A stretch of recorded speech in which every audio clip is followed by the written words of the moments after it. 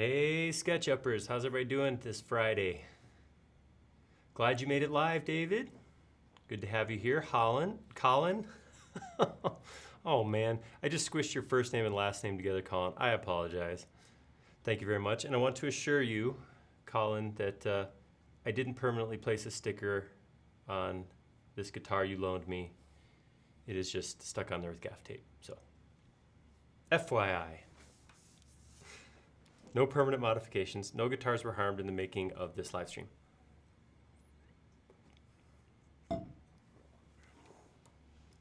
We're going to give this just a couple more minutes, guys. Let's a few more people hop on here, and we will get rolling.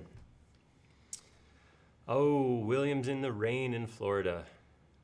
We have actually very nice weather here today. I'm happy about it. It's warm. It was actually very, very warm in here a few minutes ago, and just between all of you and me, I broke the rules and I messed with the office thermostat because it was 77 degrees in here with the light on. That ended up being warm. So totally broke the rules. Hi, Nader. Hey, Dwayne, welcome back. Good to see everybody.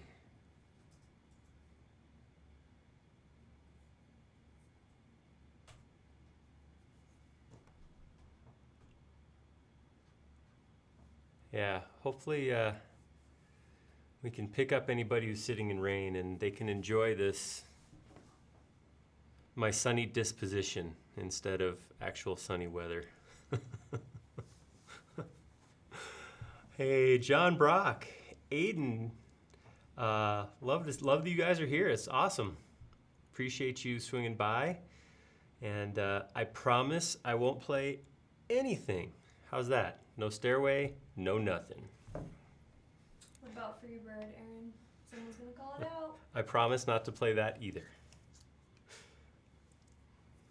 All right. Awesome. Hey, SketchUppers, how's everybody doing? I do have a little bit of help today. Allison is on the other side of the monitor. She'll be letting me know when I fall behind. Howdy, SketchUppers.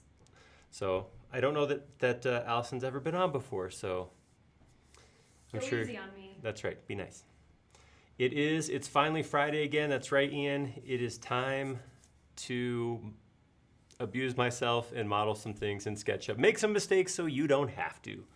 That's my concept here. All right, so you guys probably saw the post. You're here, you saw something. You clicked on something or read something. Well, I'm not going to put it on you to have read something, but there were words at a thing you saw that told you that we were going to be modeling a guitar today, specifically a Fender Stratocaster. The reason I chose that specific guitar was actually twofold.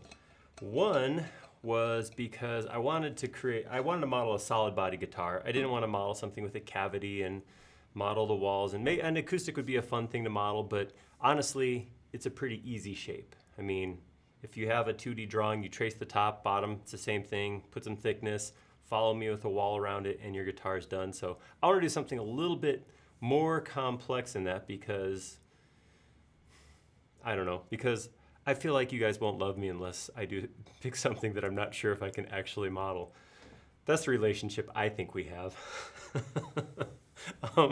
So I wanted to pick a solid bodied guitar, and I was looking for plans, and I just came across a website that had a bunch of plans for different Strat bodies and heads and necks and everything. So pretty cool.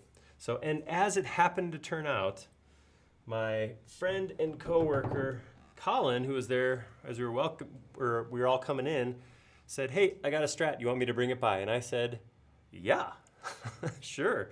So I'm a little zoomed out, but because I was trying to get it so you could just see this in the picture. So if anything comes up where the plan isn't obvious, because plans can be that way. Plans cannot always tell you or show you exactly the information you want. I know, collective gasp on the other side of the camera with that one. But if that ever happens, if there's any spots where we can't figure out how something's supposed to work, supposed to look, we can defer here. I didn't bring calipers or anything like that, so my intention is not to actually pull dimensions off of this. I'm also not going to disassemble it to get dimensions, but it'll be a visual aid in case we need it. And as I was saying before, this is just stuck on with gaff tape, so this will come right off of Colin's nice clean black guitar, because Colin's a huge Metallica fan and wouldn't settle for anything than an all blacked out Stratocaster. So, right, that was a whole bunch of talking out of my system. All right, moving forward. I do want to hop over here, let you guys know. I did start a topic on the forum. I called it Live Modeling a Guitar. I figured that would be a great way for you guys to find it. In the Live Modeling a Guitar section, that's where if you guys have some good reference photos, image, information you want to share, beyond what you can just throw up. I said throw up again. Apparently I really want you guys to throw up during the live stream. If you want to post any images, information, that sort of thing you think would be relevant, we could do that right there in the SketchUp forum. Forums.sketchup.com. If you're not already on there, you should join because it's an awesome place to get information and a bunch of cool SketchUppers to hang out with. So that's there. I also wanted to give one shout out. It could be blacker. Colin just pointed out the head is not actually black. The frets could be black. It is possible to get blacker than this, but it's pretty black. So, which is good. It's cool. It's a good color for a guitar. I did want to give a thanks to CJ Ryan. Christopher's out there. He did post a link on the forum to a website that talks about the mathematical calculations of placing the frets, which was good because, I mean, it was math, so it wasn't all good, but it was a good thing to know. And then Colin came by and one-upped what Christopher did by not just giving mathematical information, but going and doing the math for me. And then I'll see if I can put this up here.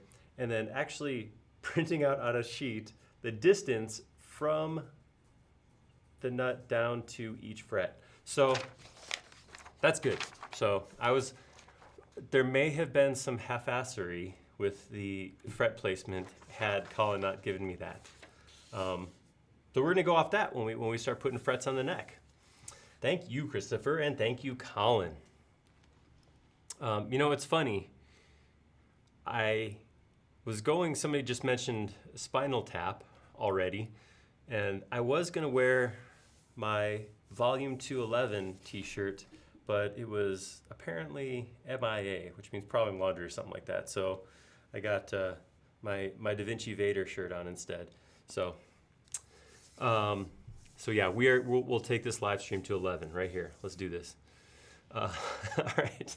So I'm gonna hop right in. We're gonna go into SketchUp. Oh, and just to address it, we have had a couple requests on a couple different platforms actually, or a couple different social platforms of people asking for my Millennium Falcon Lego model. I will bring up and show you guys the process and maybe talk about it a little bit at the end of the stream. As I mentioned in the comments, I think on the forum, I said it's a personal project. It's kind of my fun project. It's what I model during lunch or the weekend when I have downtime. And I don't want to turn it into work. I love you guys, but I don't want to sit here for 3 hours of work on it in front of you. It's kind of my put music on, settle down, model kind of thing. So, but I'm willing to share it. So we'll take a look at it later on today. So I think that's all the disclaimers I had. Oh, almost. There's always more. If we take a peek here at the desktop, these are the images that I downloaded. Let's see. This one in particular is going to be a good one. Lots of dimensions, like the kind of dimensions you need if you were starting with a block of wood and decided you were going to build this thing kind of dimensions. So that's pretty awesome. It even gives like the curve of the outside, so I could actually be pretty accurate about that. So this is going to be exciting. This is going to be a whole lot of things that I'm not quite sure how I'm going to do yet, which is I'm finding kind of one of my things. Again, it's just kind of where we've all, that's how this whole thing has evolved. And yeah, I think if I walked in and perfectly had it all nailed, some of you would be disappointed.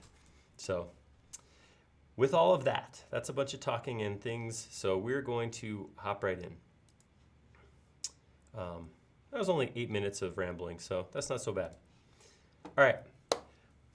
The first thing that we need to talk about is size and scale.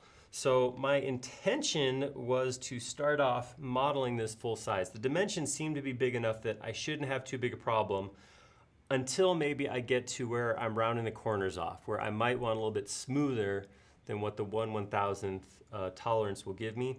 But I'm gonna start with this at full size.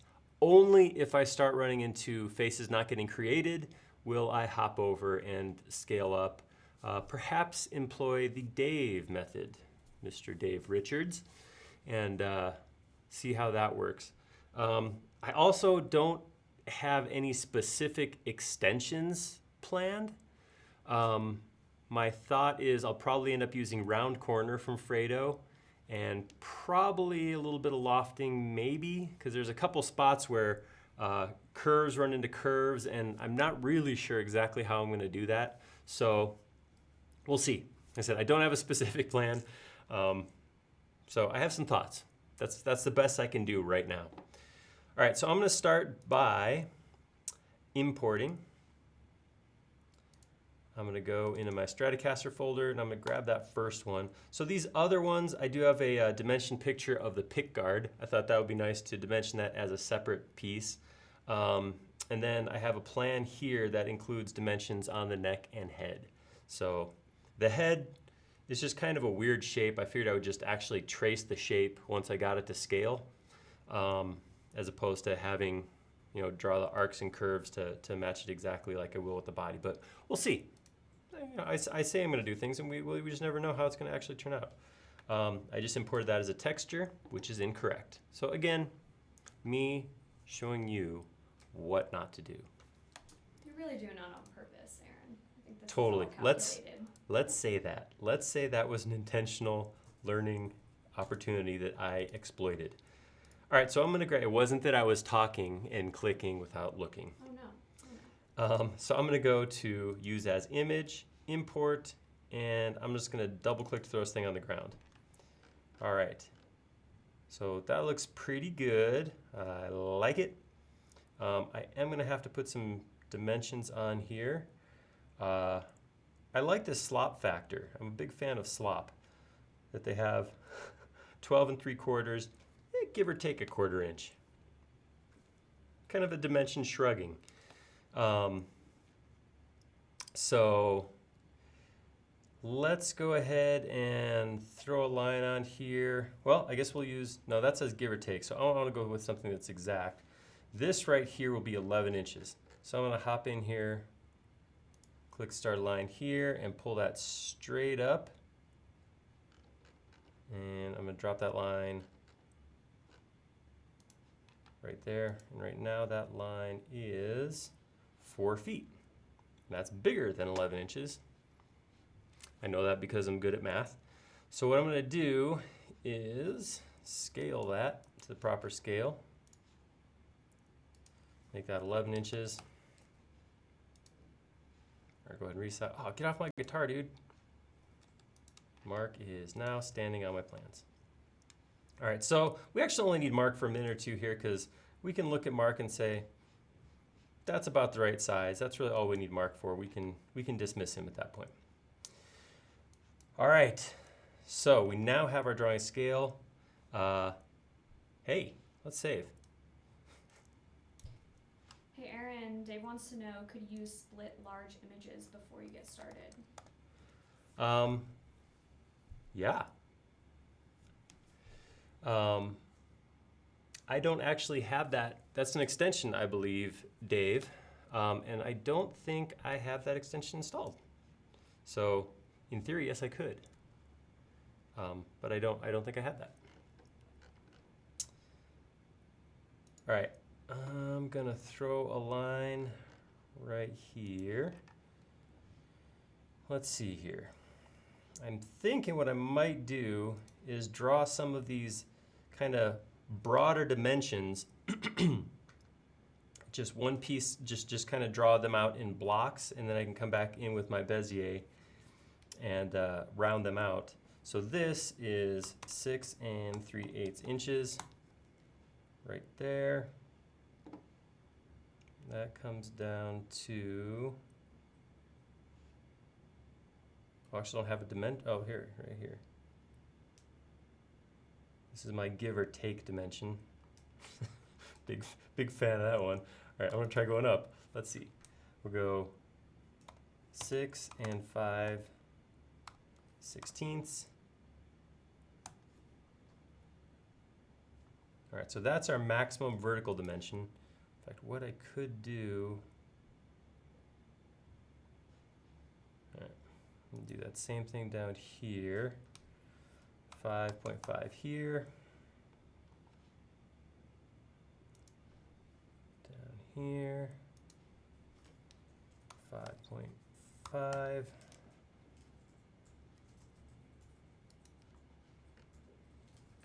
All right. I'm just looking at what dimensions I have here. I'm not going to worry about the cuts on the inside for the pickups and the instruments and the jack and all that stuff. Not too concerned about that. I'm going to go ahead and, where do I have a thing to come off of?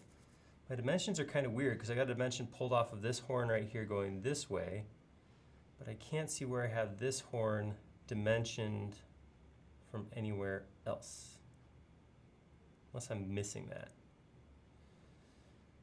Let's see, what about over here? I guess I got to come this direction. So, all right, I'll come this way, my 12.75, give or take. I'm gonna turn on X-ray so I can see my image through my surfaces as I draw them. I'll come this way, another 5 5/16.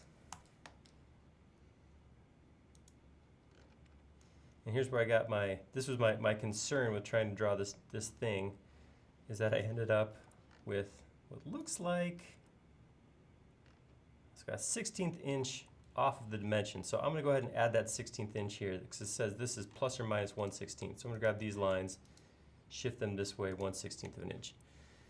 And boom, with that, we have a line to the top of this horn right here. Cool. That's one thing we got. That's not a lot, but it's one thing. All right, so now I'm gonna pull this line back here, 2 1/8. And that actually gives me enough information. Oops, oh, that's right. To put in my first curve.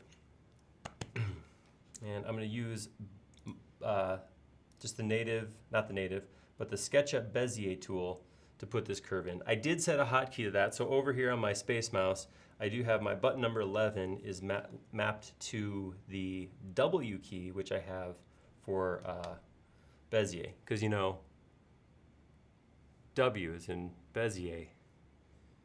I guess it was just a good key. It was near the left side of my keyboard, I think, is the reason I picked that. So, all right, I'm gonna use Bezier to throw that curve in.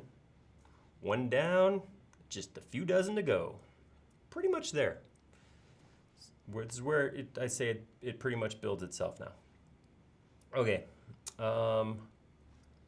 So this right here, I know that line is in a specific place.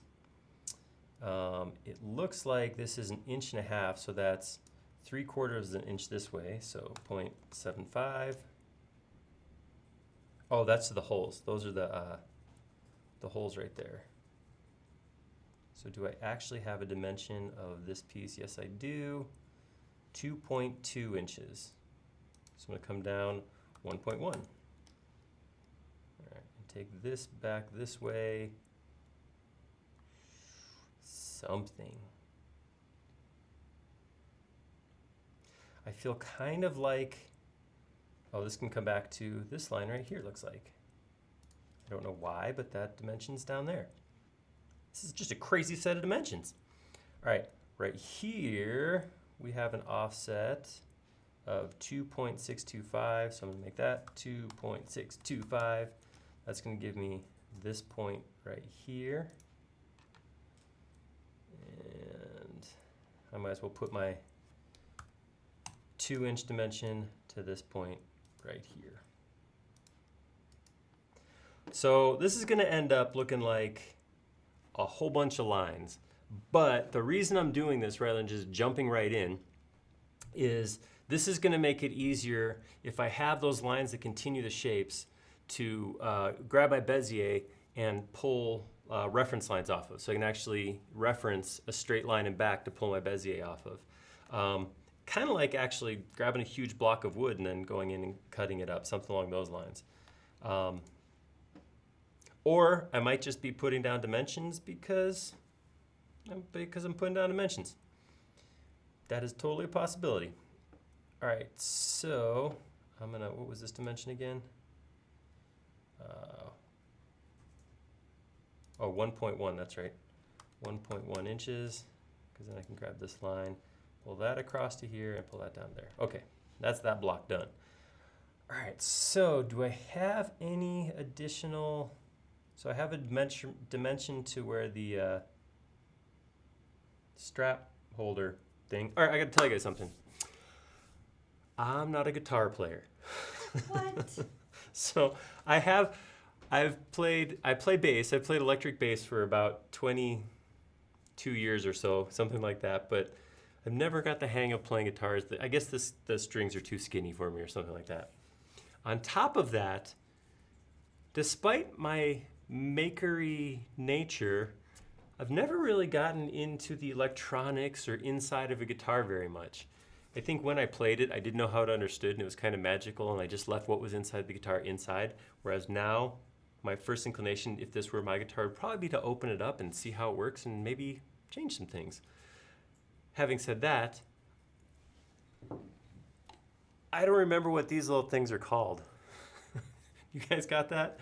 What are the little strap things? What is this? Who's got that for me?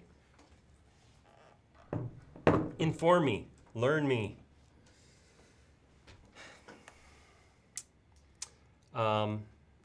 Yes, Lucas was asking. I'm moving around using my Space Mouse Enterprise. This is from 3D Connection. This is just a, whoops. Don't panic. That was just me bumping my HDMI. This is how it moves around. So by moving this, spinning this little puck, I can move in 3D very smooth. It also keeps me from having to worry about this mouse. So I can use this mouse to go grab another command, or I can draw while I'm moving. I can do that kind of stuff. It's kind of a nice thing. It's absolutely not a requirement. You don't have to have one of these in order to use SketchUp, but it is nice, especially if you present a lot, which I do. So strap nuts, strap buttons, strap pegs. So we agree, you guys are backing me up. It's called a strap thing. Yeah, that's what I said. All right, moving on. All right, let's see. Don't have a specific set of dimensions for this horn right here. So I'm going to say that there's a small straight section right here. And from that straight section, I'm going to go ahead and put a curve in. Whoops, did that wrong. Put a curve in. I wasn't watching which corner I was pulling off of. Pull off this one here, this one here, and then right here, this ends up being kind of a weird curve because it comes up this way and then immediately shoots back this way.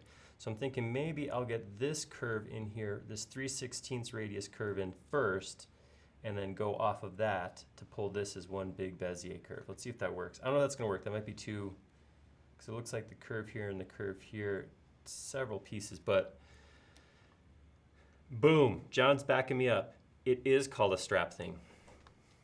Looks like it's trademarked as well. That's right. Is that CO Aaron Dietzen Industries? All right, so here I put a line at 3/16, and I could do this two ways. I could go put 3/16 on both sides, grab a standard arc, and put that in there. Kind of my natural, a lot of times when I have these things, I don't know, this is probably just me being me or something, but I kind of want to go like this and then use the other arc, the standard arc, to go click, click, and bring it around. I don't know why, but when I get the center point, I just feel like I want to do that. But to be honest, it doesn't really save me a whole lot because I still have to get to the inside, which means coming from the corner, down one, over one. So by that time, I might as well draw a line down one, over one, and use the 2-point arc. But I guess, it all gets the same geometry in the end. Options, that's what that's all about.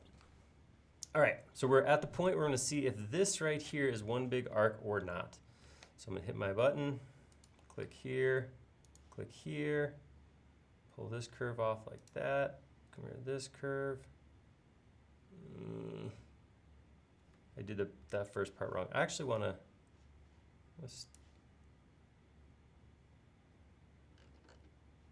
I also came off the wrong spot. All right, I'll pull this one down a little further this time. Come off that straight line. Ooh. Well, that was beautiful. Totally intended that to happen that way. Okie dokie. We're gonna come up here and we'll do the other horn right now. Looks like I got a dimension here up to here of 5.5. That's this right here. I can verify that. And then from there, I come over 2 13/16, give or take a 1/16 of an inch. The kind of precision dimensions I like best. Let's see how that lines up with the line. It's a little off the line. Is that about a 1/16 off? It's about a 32nd off. I'm gonna say that's exactly where I want it. So in the spirit of this plan, I'm going to go to this point instead of this 32nd over point. I'm gonna draw another Bezier from here up to, I'm gonna say that point right there. Pull it up like that.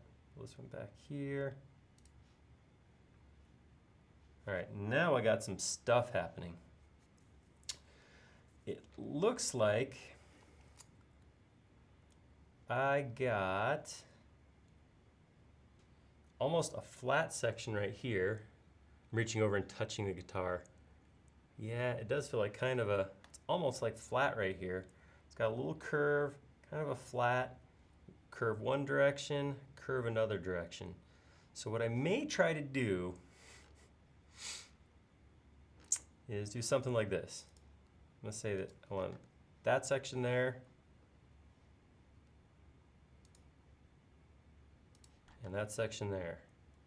I'm gonna go 1, 2, 3 curves here. So I'm gonna grab my Bezier from here to here.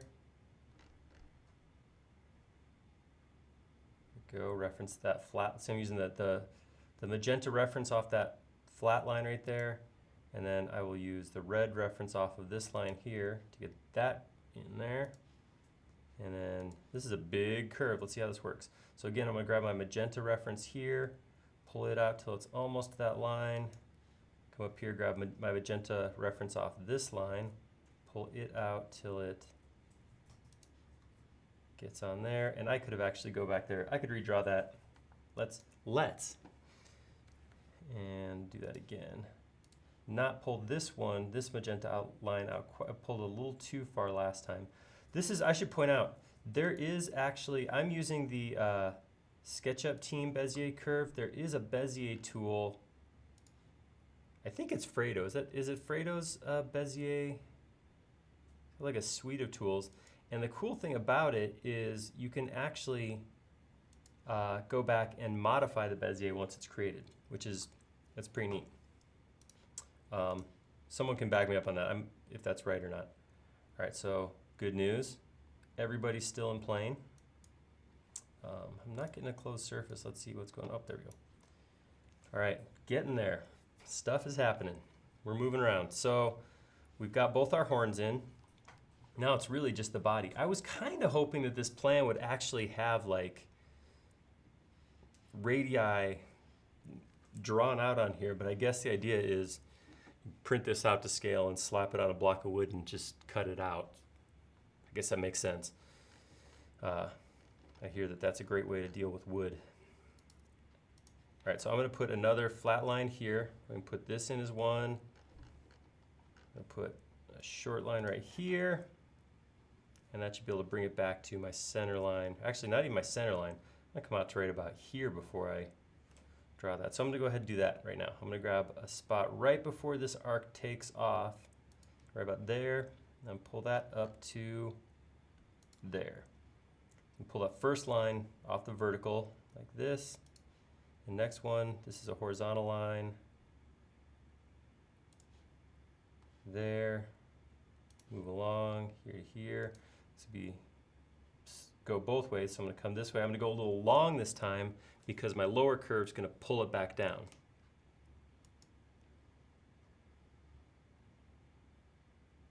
Nope, didn't do it right. But Steven's telling me I can right click and I can edit my curve. Yeah, I totally knew that. I learned something new today. Thank you very much, Steven. Steven is currently my best friend. Sorry, you're all my best friend. That's really. I don't know how I missed that. That's awesome. Thank you very much. It's been a learning day for me today. That's nice. Oops. What did I do? I deleted. Oh, I should probably lock this. I'm gonna go ahead and grab this right now. Hey, Aaron. Yes. Cardinal rule that our users are reminding us right now. I should save? Yep. Okay, hold up. Let me make this a group and lock it. I gotta push it. File. Close. No! Save. Guys are sticklers. Thank you. And Timmy has a question. Is there a smart tool that would take the image and convert it to actual SketchUp lines? So there are a couple options there. There actually are some different tools that will do something along those lines. There's the one that I think of is BMP Tracer. I know it's a little exaggerated right there, but I can't talk and do this. So BMP Tracer is the one that comes to mind. I would have to take this, which is a PDF file right now, convert it into a black and white BMP file, and I could bring it in. The issue with that is it's going to bring in everything as SketchUp geometry. So having all of this as SketchUp geometry, I don't know is going to be a huge time saver. If you could take this image and cut it down to just the geometry you want, so if you had a black and white outline of just the Stratocaster body, you could import that and use BMP Tracer to make that a single surface. That would work out really well. It's really cool. Is that Spirix? Let's see who else knows where that is. I think it's Spirix BMP Tracer, so it's good stuff. Yep, this is Allison is back here answering or reminding me to answer questions or possibly responding to you as SketchUp Online. And Strophium asked if it's being dual streamed. It is actually being tri-streamed on Facebook, YouTube, and Twitch. So however you prefer to intake your SketchUp streaming. And Reddit, so QuadStream. Oh yeah, and it's on Reddit. Just can't get away from us. All right. So I just kind of threw the last one in there because I'm stoked about this whole. Look at that! Oh, so cool. I did see, I gotta give a shout out because I know he plays guitar. John Brock is still with us right now. Are you a Strat man, John? John is an accomplished rock and roller. I don't know, accomplished or just still rocking and rolling. I don't know what the rules are on rock and roll once you get to a certain point in your life. He plays music though. I mean, the Stones are still touring. They're a couple decades older than us, Aaron. So. That's true. I also appreciate that you lumped me and you together in the same age bracket, Allison. Thanks a lot. We're generation adjacent. Sure, we're close. All right, let's move along. I'm just gonna keep working my way down here.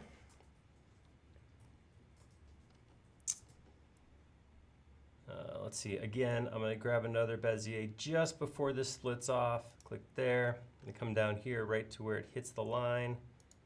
And same thing, use this vertical line to pull this down. Pull this line out on here, horizontal. There we go. All right, so I'm gonna do the same exact thing here. Small line right here. Just a 1/16 segment is all this is, but that's gonna break it up. When I use Bezier like this, I don't want to have more than 2 curves in one spot. So in fact, they might be going the same way like this. I had kind of one direction here and a gentler curve here, but this is 2 curves, so that's one Bezier. Here I have one coming up, one coming down, so that's a separate one than this. So I'm breaking my body down into chunks. What I will do is before I do anything else, once I get my outline complete, I'll weld all this together. So I won't have a bunch of separate pieces. So like this little 1/16 won't cause me an issue later on because I'll weld it all together. All right, so from here, get back in here and go from here to here. Again, I'm gonna pull, this is just a horizontal line, so I'm gonna pull this way, come down here, pull this out. And what I'm really doing is I'm kind of trying to get my Bezier to cross right in the middle. Once that crosses, then I can select, edit my curve, and I can back these curves down just a little bit so they actually hit right on the line. That's kind of something I would have probably done more in Illustrator. Oops.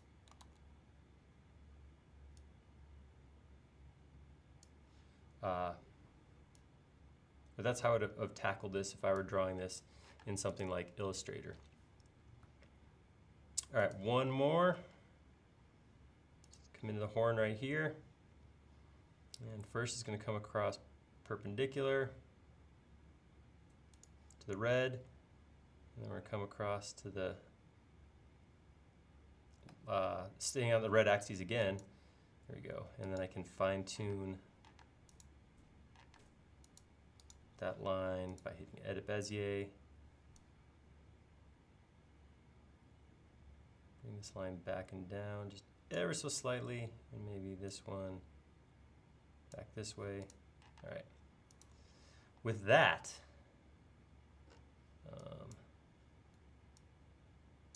I'll leave that rectangle right there because I believe that's going to have something to do with the plate on the back. Come around here, clean up my extra surfaces. Yeah, and I was thinking something didn't quite close because see I have this dark line here. I do have profiles turned on right now. When I do a lot of stuff with curves, so profiles can slow down a bigger model. It does take a little bit more work for SketchUp to, as I'm orbiting, identify which edges make up the boundary of what I'm looking at and draw the thicker line on them.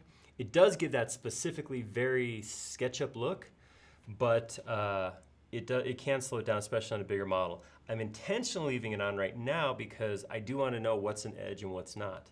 So right now, I want this to be nice thin lines, but it's not. It's thick lines. So this one right here is thin, but this right here is thicker. So I'm kind of work my way through the model and see, oh, that's all it took. I just had to force it to find edges again, and I'm good. Ooh. Just had a ooh moment. Got excited there. All right, to find these holes real quick, I'm just going to go ahead and come up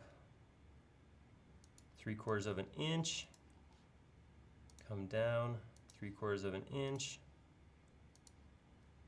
And do I actually have a call out? 0.166 diameter holes. Draw a circle.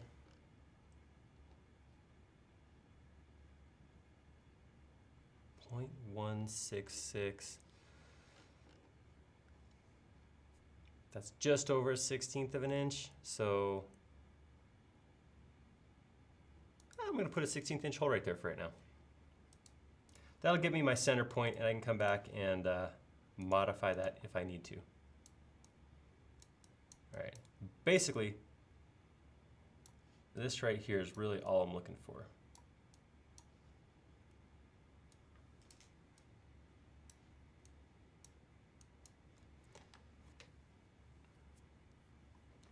Cool. And just to finish this plate up, I'm assuming, hold up, let's look. No, this plate's a little different. With that, I was thinking that had something to do with this plate, which I mean it does, the holes line up, but I think what that actually is this curve right here where the neck comes and sits into the body. That is actually cut in right there. So I think that curve is actually going to be important. So not that I'm ignoring it right now, but I'm going to want to put this in with a little more detail. And then I believe what's going to happen is once this is pulled up full height, that will get pushed down based on a section somewhere. Come back to that in one sec. Let me just get the lines in here first.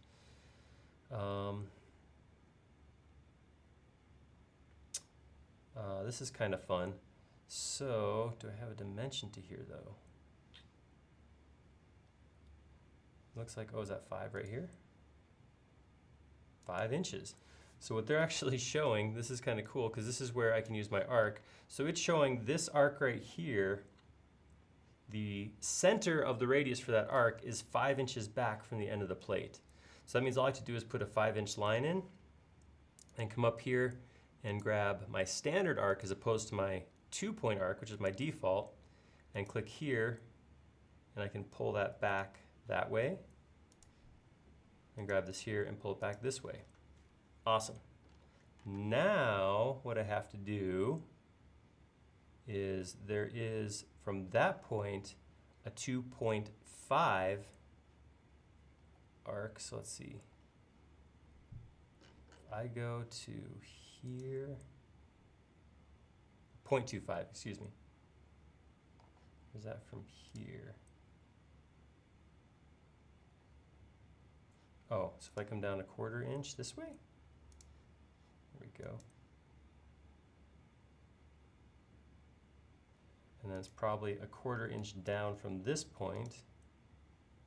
Yeah. Now I can draw another arc from this point to where it intersects there to get that curve. Hey, Aaron. Yes. Dave Richards and Christopher Ryan are both urging you to not forget the degree of the angle here.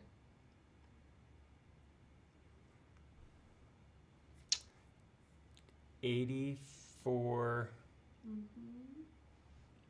Oh, right here. You're right. Because this neck tapers, as necks tend to, so it actually does get narrower. Excellent point. Thank you very much.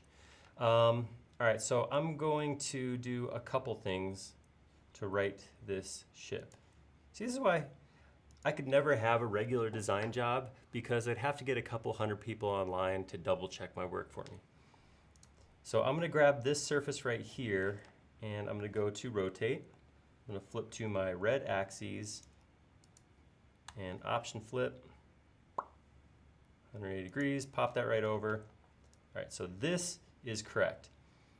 This right here, we need to actually rotate this line ever so slightly and then redo our, that's interesting that they showed it only on this side.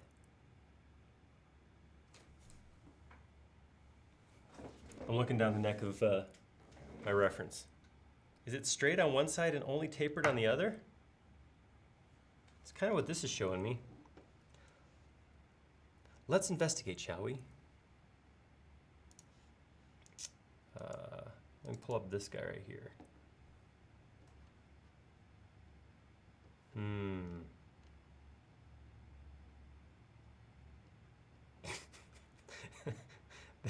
This tells me nothing.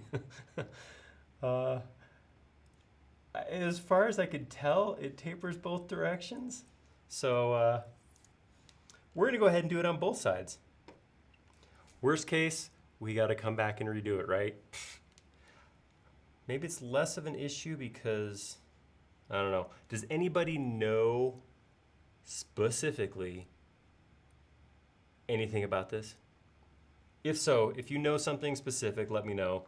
Otherwise, I'm gonna do what I do.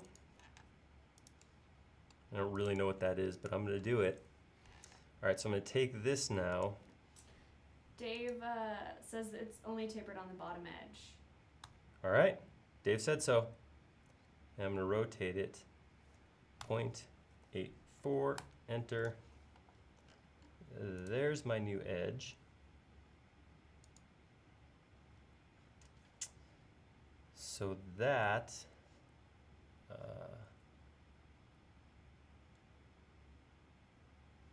explains some things.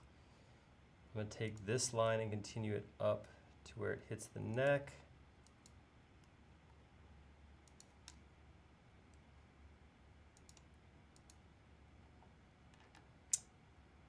I'm going to erase this and this. Grab this line.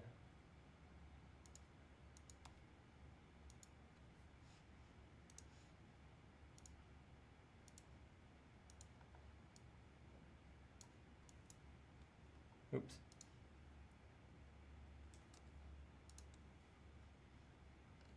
Oh. Uh-oh. All right, everybody relax. Everybody chill. It's cool. Everything's cool.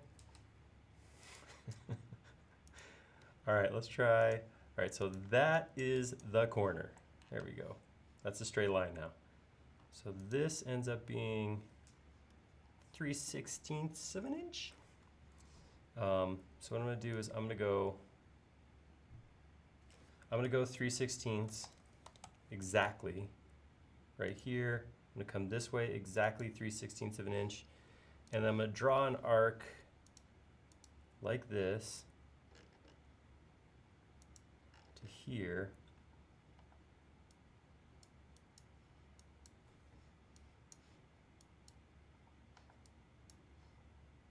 All right, take this back to here, which is just off of square,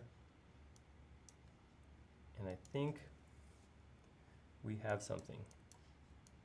Thank you for catching that, guys. I honestly hadn't noticed that. Sweet. All right, so I believe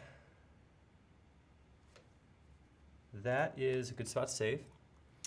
I also believe that is the bulk of the body. So what I'm thinking of doing is, like I said, these pickup troughs, where the bridge goes, the jack, where the electronics, the instrument panel is, all of this is dropped down inside the body. I could come in and trace this now, but I'm gonna go ahead and just get the body in first and then come back to that. So I'm going to grab just this exterior line. So the way I did that was I double clicked on the inside. I grabbed the whole surface, including the lines around here. I'm gonna weld right now, so I don't wanna weld these corners. So I'm going to double click right here inside this section and then double click again. What that'll do is turn off this surface and everything attached to it, which ends up being these lines right here. I can also shift click on this surface. That gives me just the lines around the body. Using plus and minus as you double click and shift click is a great way to thin the geometry you have highlighted. All right, so with that, I could have also used an extension like Selection Toys to right click and say Edges Only. Anyhow, all right, so I'm gonna grab that extension and weld it. All right, there's one piece. I'm gonna do the same thing right here. Turn off these circles. And I'm going to extensions weld that. So now I have, it's breaking right there, but that's okay. All right, so that's what I want.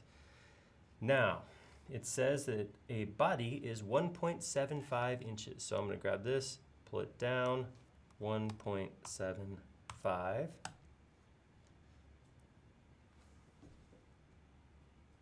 Seems thick, but that's what the plan says. I guess that could be right.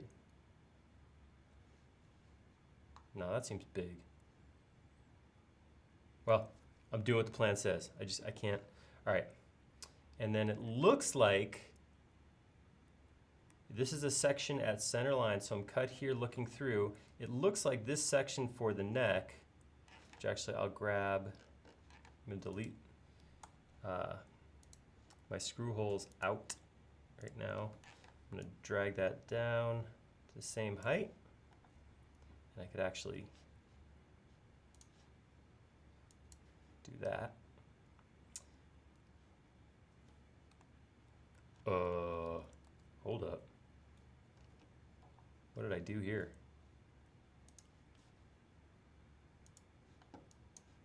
There we go.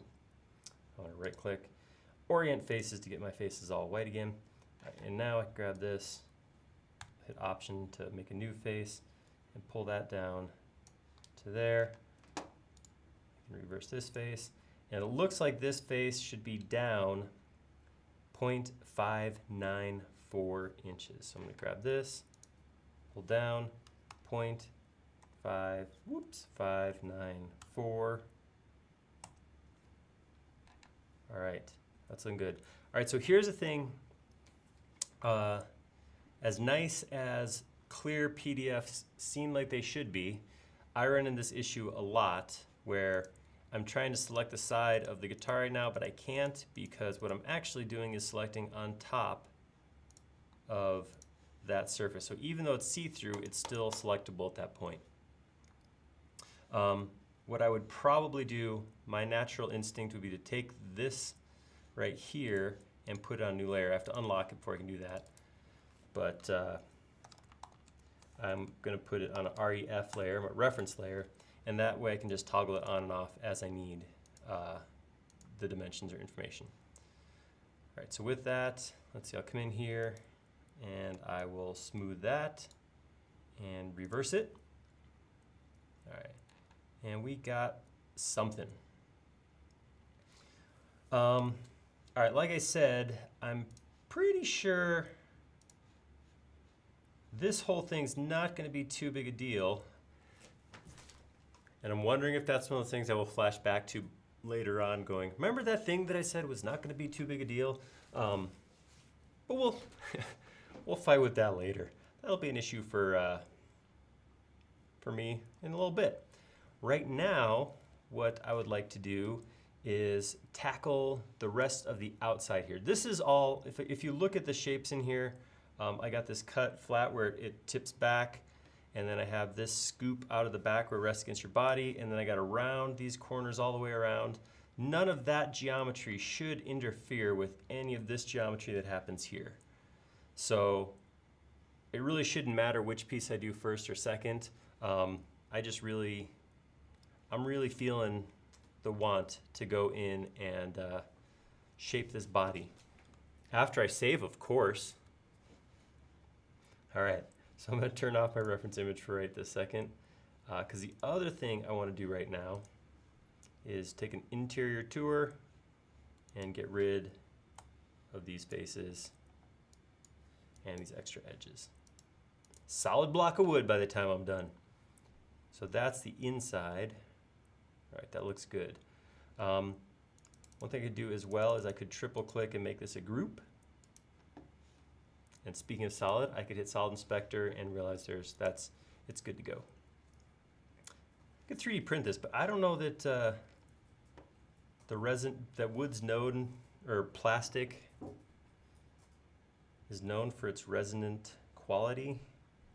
So cutting off what I'm assuming is going to be a question at some point of, why don't you 3D print it?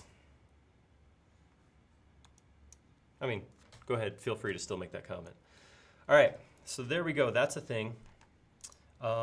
We do actually, I'm gonna do something right now. I'm gonna turn this on. I'm gonna slide a copy over and then put this copy onto reference, onto layer 0. That way I can pop over here and look at my dimensions without having to have it on top of my drawing.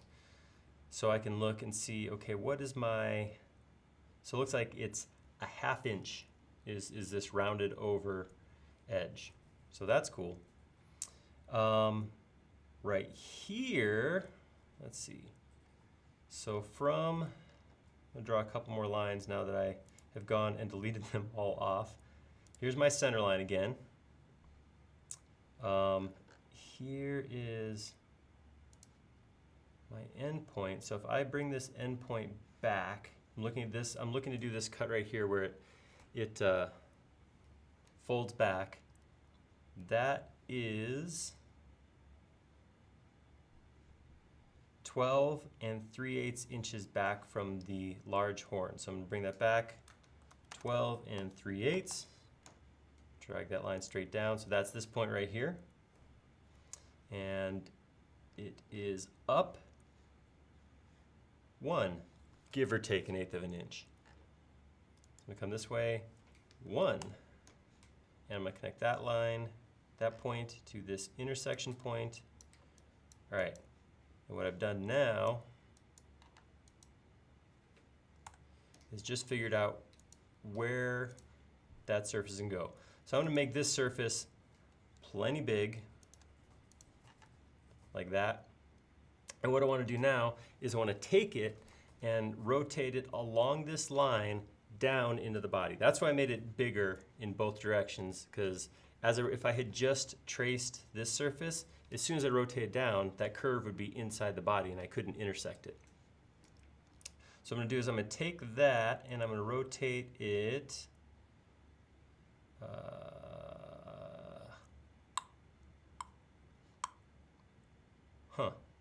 where's section B? Section B is right here. That's showing this cut.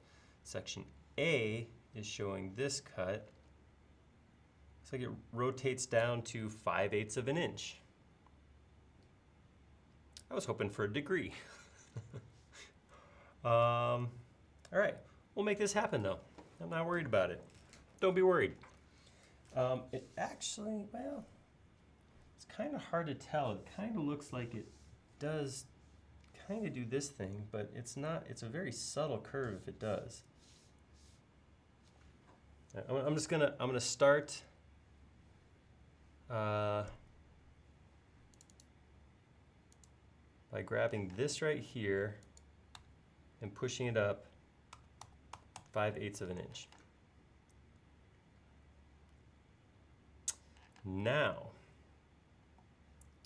I'm thinking what I want to do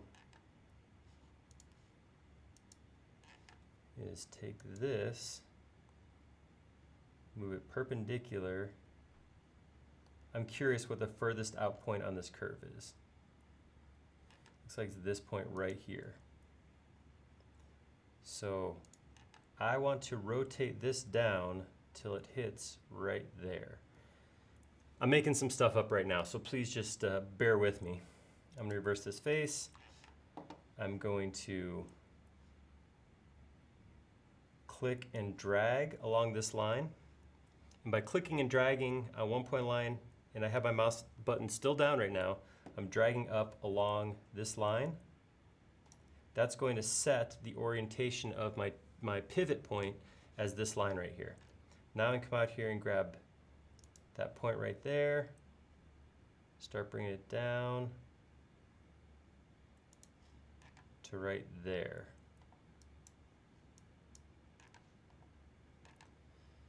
And now what I should be able to do is come in here, I get rid of this line.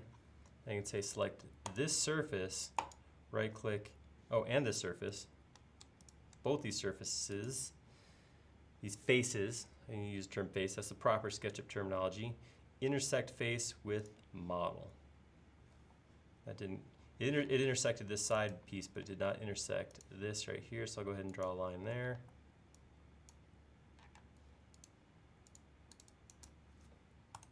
All right, and that gives me a cut like that. Extra line there. So it's not, nothing's smoothed out yet, but that's kind of the cut I got here. Okay, I feel okay with that.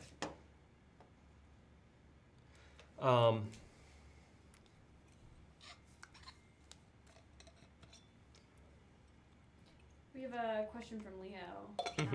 If you select the curved line and then just simply drag it down, would that do the trick? Well, see, what I did was, remember I welded all of this together. So if I was to come in and say I wanted to put another arc right here, that broke the curve, but if I grab it and just drag it down, it's just gonna do that. Same thing if I take that and I try to just rotate that, and I grab it like that and rotate it down. See what happens is that's no longer, it's connected geometry, so it's not going to, if I grab a surface and move it, it's not going to project the surface out along a vertical plane. That's why I had to create that other plane to intersect it. This will end up bringing in rather than keeping it vertical on the edge like that. So that's why I had to do that outside of the initial geometry. All right, so that's one body cut. The other is more complex.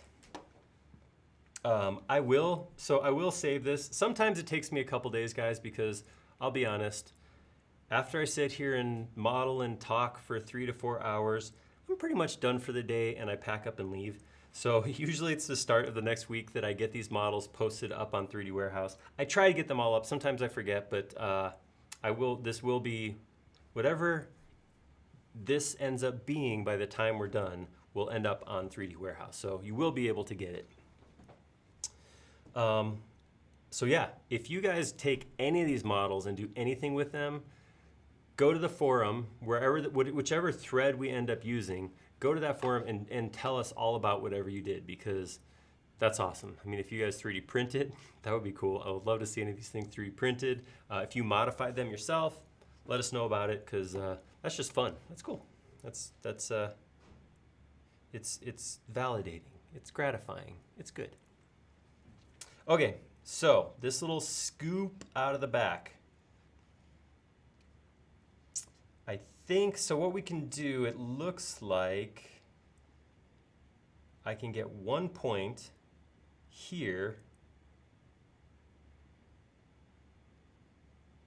and then, no easy task talking and chatting while doing work. Are you talking about me trying to model while talking, or are you talking about you chatting while you're at work? If that's the case, then I'll forgive all the caps.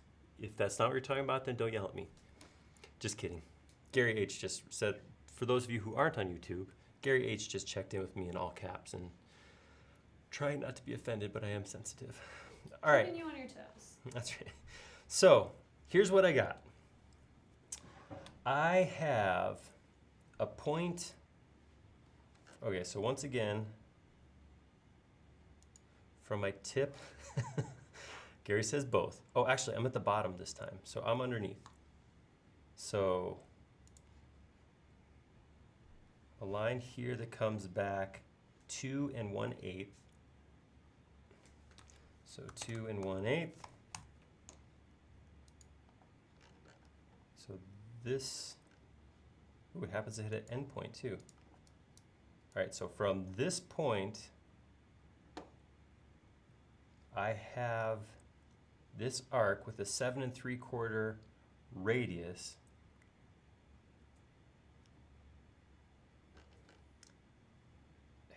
Except I don't really see, I might be missing this, you guys. Do you see any place it dimensions anywhere else that this arc is on the body? Because I don't. I mean, it's not quite at the lowest point. The lowest point's right here, so it's just past that. It's on this section line, which isn't really a thing. That's just a cut through the body. So I'm not really seeing where this is. I'm gonna do something real quick right now while we're talking. I'm gonna actually take these plans that I'm looking at and I'm gonna throw them up. See? Just can't stop talking about throwing up apparently. I'm going to place them up on the forum, and that way when I ask you guys if you see some dimensions, you could actually look at the image rather than trying to just look off my screen as I shuffle it all around searching frantically. I'm learning. This is probably the way we should start from now on, right? I'm just gonna grab all 3 images and upload them right now. As you can see, there's the pickguard image. Oh, and the others are PDFs, so you won't be able to actually, you'll have to download and check those ones out. Ooh, that was messy. You'll be okay. You'll live. You'll get through it. I have faith in you. All right, so 12 3/4 coming across. Oh, you're right. Look at that. Nice. Good catch, you guys. All right, so I'm going to come this way. 12.75. I'm going to draw a line up. And this is my other line.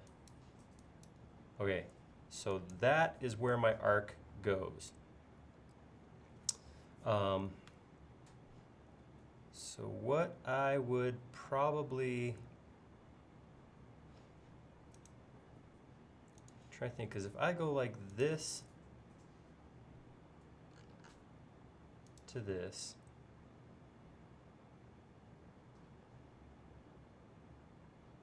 that's not actually going to, that's the bulge from this point right here. It's not actually the full radius. So, let me think how to best, so I need I'm gonna draw a circle over here that has a 3 1/4 radius. Just as a point of reference, or no, 7 3/4. So that is what I gotta get on here, right? Yeah, that's what I thought, Dave, but, so Dave's saying, so if I click here and I click, whoops. If I click here and I click here and I type 7.75, I get that. Because the point of that it's pulling the bulge from is not the center of the circle, but the center of the point between the two.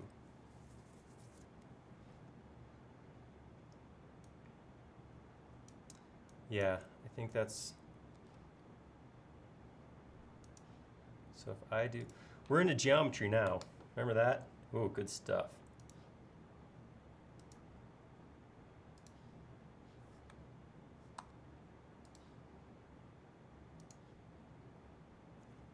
And then something else happens. All right, so that's for the 2 circles of the same. I'm probably doing everything wrong right now. Whoops, too much leading. I really enjoyed geometry. That was one of the few math classes that I think I did okay in, and I really, for the most part, enjoyed.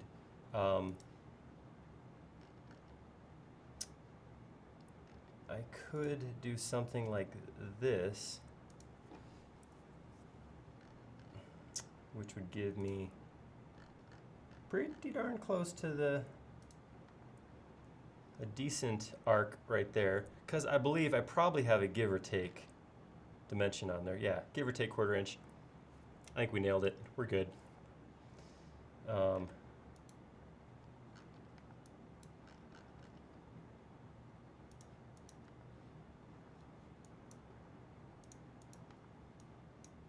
right, but we're not there yet. Oh no, we've only just begun. Because it's never that simple. All right, I'm gonna do something else here. I'm gonna draw a line right there. I'm gonna go to the middle. I'm gonna draw a line perpendicular. And I'm gonna delete all of this. And I'm gonna draw a higher quality arc. That chunk of a 24-sided circle was a little light. I want this to be fairly smooth, so I'm gonna get a full 12 sides right there. That's better. And what this is going to do, so this is an interesting shape. Visual aid. Ugh. So it does actually curve like this. And it comes into, actually might be,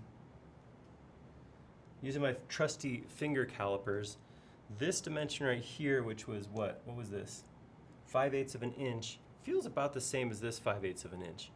So what I actually got to do is kind of come up with a scoop right here that comes down to, from this. So we have this line right here we've already established, and this is black, I know, so you can't necessarily. I gotta get the shine just right. Ooh yeah, there we go. Look at that highlight that line. All right, but on this side right here, it also comes in, scoops in. So I'm kind of wondering if I can actually just push-pull that and then tip it up to 5/8 of an inch, kind of like I did with the flat right here. I'm gonna, well, I don't know. I don't know if it's gonna work. We're gonna try it.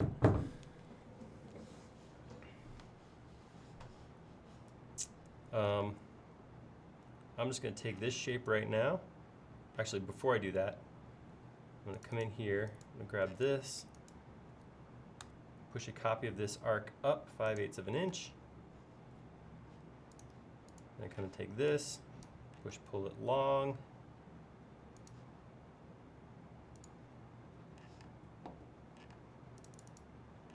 I'm gonna rotate this. Ugh. Knowing what you're doing, that's for the weak. Nope, that's not gonna work. What I need to do is take this line, copy it, not on the green axis, but on that axis out to this point. That's where I want to rotate this whole geometry from. Grab that, grab it by my middle surface right here, and start swinging it up. Woo! I'm all over the place.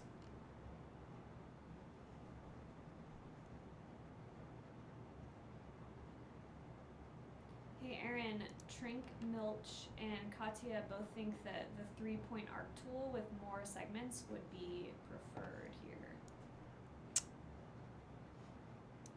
Well, we could do that.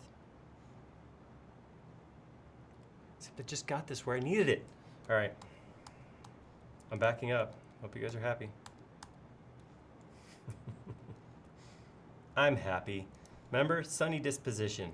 All right, we'll go back to the center here. Pull that out. Got that line. 3-point arc.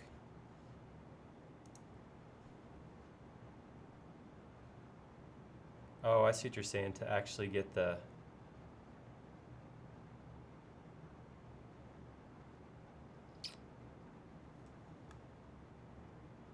I struggle with the 3-point arc. I'm gonna put another 2-point arc back in here with a higher segment count than 12. Maybe we'll do 24 to give us some nice smoothness. You guys were back at the figuring out what I did wrong with the first part. All right, I'm gonna take that now, again, I want to rotate it from the middle of this piece right here, just off axes. So I'm gonna grab these two lines, whoop, stick them right there. I take all of this. Dave's reminding you to type R at the end of the radius this time. Man, I guess I should look up more often because you guys got like all these things figured out after I've already given up on them. Thank you guys. All right, so I'm gonna pull this up. I don't know if this is gonna work. You guys might already be rolling your eyes because you know this is not gonna be what I want, but I'm gonna see what happens. All right, so I think that's what I want. I can take this, make it a group, which is solid, come in here, get rid of this, and this should still be a solid. All right, I'm gonna go grab my solid tools and subtract this from this.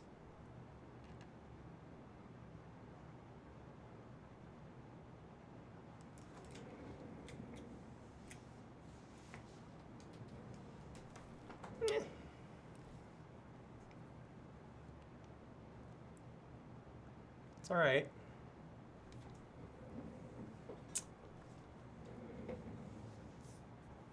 I'm kind of wondering, to be honest. No, I guess that actually, like I said, it's really hard to see this because it is black and shiny, but it actually does look like that. It kind of goes up. It almost looks like it flattens off before it bumps up and slopes back down. That actually got me a lot. I think that's just going to work for right now. I'm going to save that. I'm reserving judgment until I get some round corners on here because that's right. This is how many times can I use the excuse of it's my own version of this thing? I'll tell you when I sit down and do this in a real work environment without a time clock and whatever information I could pull together in the half hour before I start streaming. That's when I will say this is exactly what was intended. Until then, yes, this is my my custom. This is my ATD signature fender body. All right, let's round some corners in here. I will use, so it's a 1/2 inch round corner, so I'm just gonna use round corner. I could play around with follow me and do some stuff, but for right now, I'm just gonna use round corner, chop the corners off, and then I'm gonna have to come back because there is this nice there's no sharp corners on a strap body. Everything is nice and smooth. So there will be a much larger round corner right here, and then there'll be a little bit of a round corner down here. It actually drops a smaller, maybe half, like a 1/4 inch along this portion and this portion, and then I will have to figure out at these corners how to get all of that will come together. So we're gonna do that right now. I'm gonna do this one section at a time because I wanna, especially the first one, I wanna play with it and see how it turns out. So I'm gonna go to View, Tool Palettes, and I'm gonna go grab Fredo Corner. I forgot, it's Fredo Corner now. It used to be called Round Corner. Now it's called Fredo Corner. I'm gonna grab the Round Corner option. I'm gonna lean back a little bit. Some aggressive UI right there. Okay, so we are going to offset not 3 feet, but 0.5 inches. Gosh.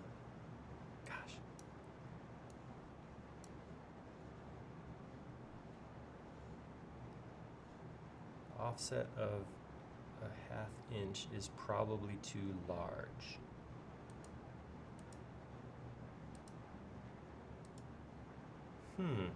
Really? Let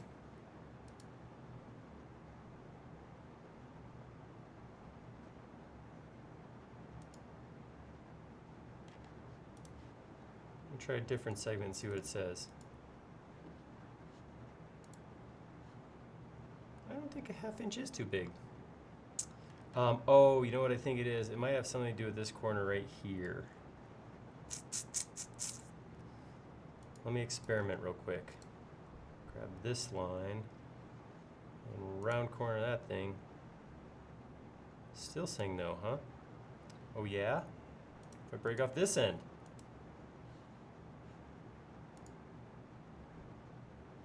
No. Alright, I think a thing's not right here.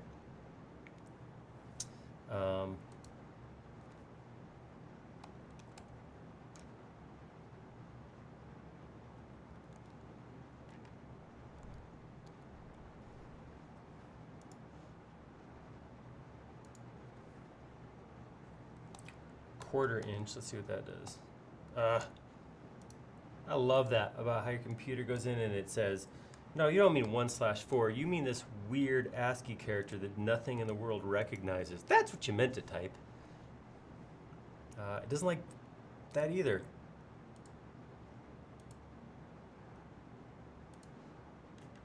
Yeah, I think the issue is going to be this section right down here.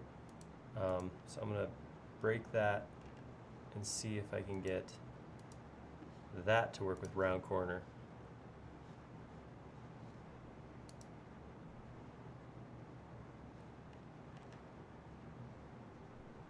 All right, so here's the part I was talking about where we're going to scale up.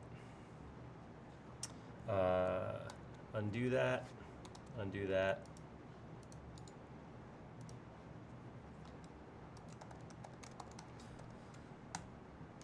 All right, so make that a component. And I'm going to slide it over here. I'm going to scale it up by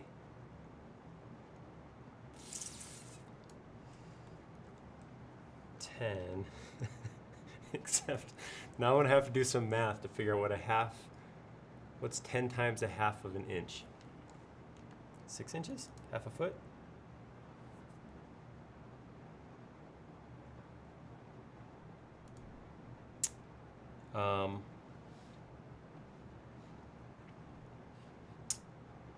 Somebody's saying there might be an issue on Facebook. Is it still moving now? Everything good now? All right, I'm gonna try that.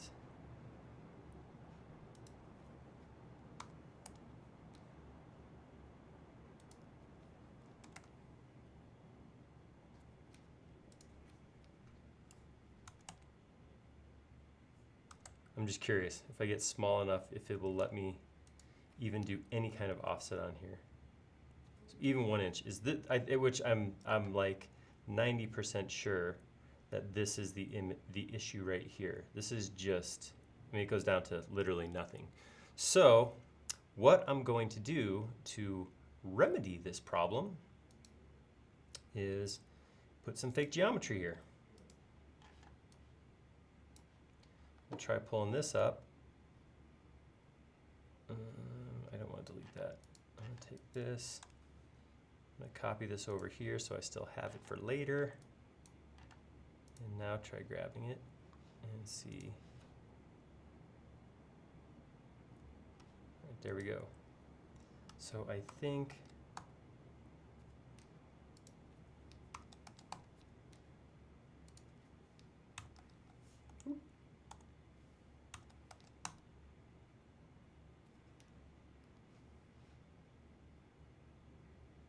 all right, so there's a 4 inch offset at 10 times scale. Sounds good to me. I'll try that.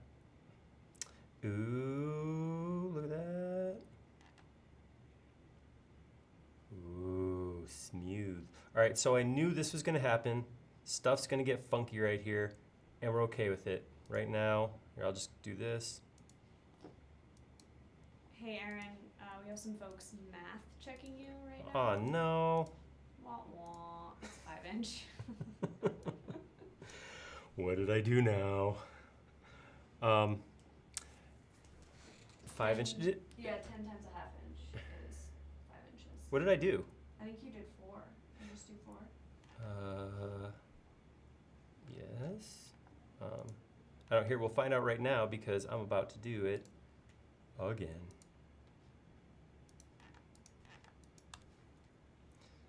I may have stuff got a little fast. I was moving kind of quick right there. Not that that's an excuse, but it's my excuse. All right, grab that extension, weld that again, grab the line, and once again, I'm going to hit round corner. I did do 4 inch. I tried 5 inch, and it didn't work. So I think that was why I dropped to 4 inch. I forgot to see how that goes. You're absolutely right. Okay, so something's still not cool here. I think it might be this little weirdness right here. So I'm gonna try some things.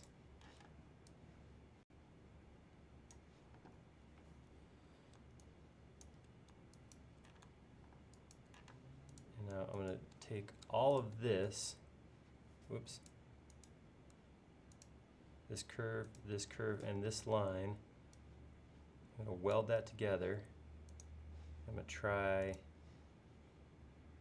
doing that. No. 4 inch.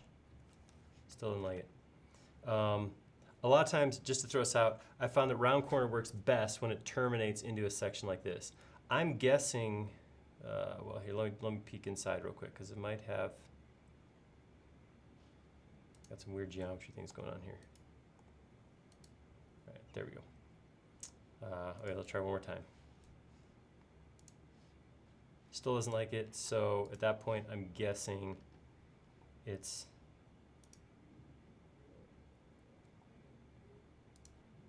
this point right here.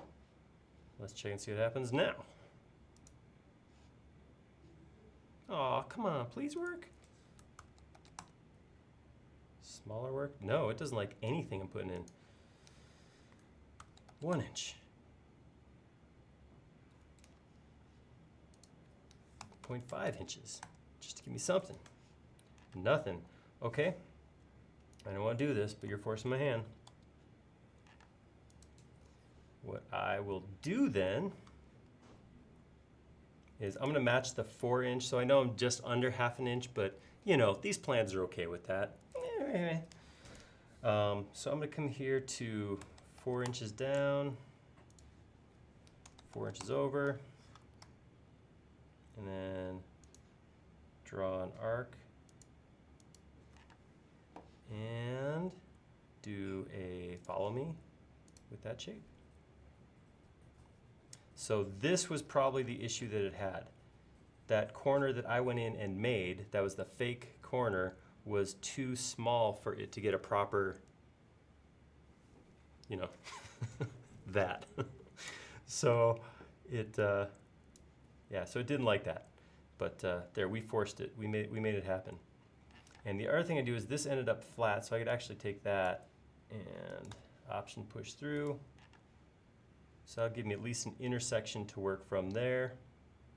I did something totally different over here. We're gonna have some cleanup to do.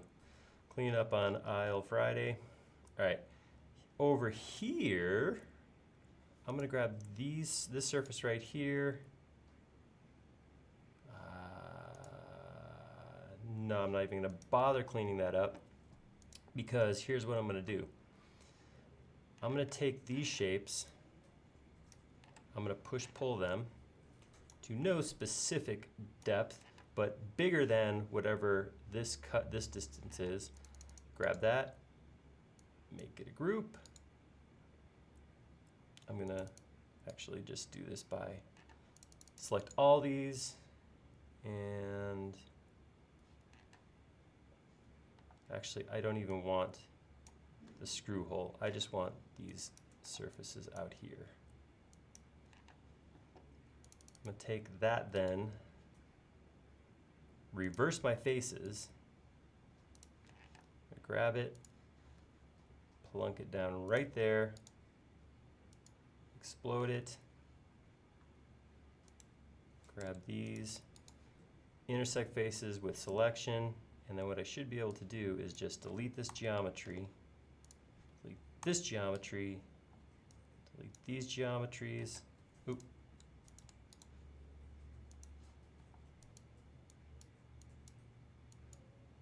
Delete this. All right, and then we're good again. So even with Fredo corners, sometimes you do have to do just a little bit of massaging to make it. That's a narrow little finger of wood right there. I'm pretty sure on the end, yeah, they come to a point that they stop actually taking it up. So we may come knock that. We'll sand that off in just a second. All right, so the reason I'm not worrying about cleaning up this corner right here is it's all gonna get chopped off by that same thing. Take this, reverse faces. I made it a group last time just to place it. I'll do that a lot if I'm moving a bunch of geometry. I'll group it first before I drag it in, because one of the things I worry about is dropping geometry, raw geometry, having it, weld together and having it not in the right spot. I feel pretty good that I can drop this right here. All right, I'm just gonna grab all of this. Right click, intersect face with selection, and I can start deleting again. So all of this will go. Go, go, go. So much going. Uh-oh. Lost my screw hole. That's okay. Still have a circle on the bottom that I can push pull up to the top.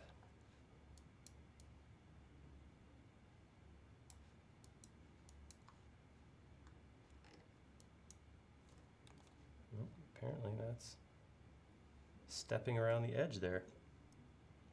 All right. Let's erase that for right now. All right, so there we got that. A little cleanup to do down here. I'm going to triple click and smooth this before I go any further. And then grab this surface and intersect, easy for me to say, intersect with selection, and delete this off, and I can delete this growth off. And then reverse faces here, and then Alt erase to blend this all back together.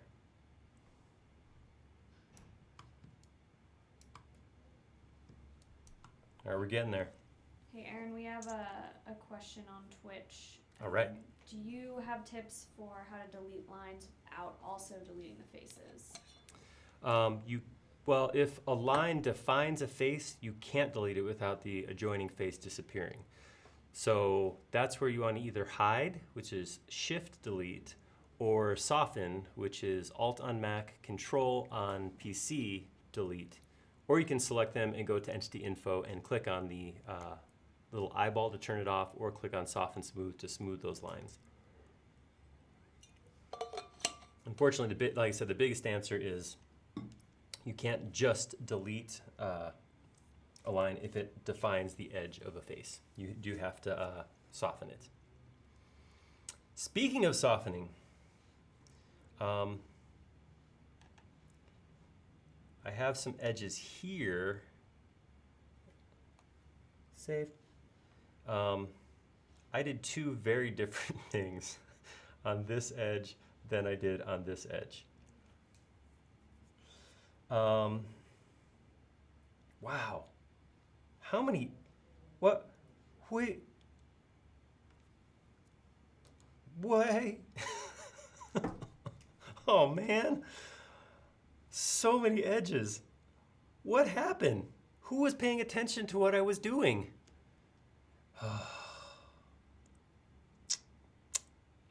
What time is it? All right, it's 1:30. I'm kind of feeling like I gotta fix that, because that's the sort of thing that's gonna drive me nuts. Look at that, this is totally different on different sides. I can't have it, I can't do it. Close your eyes.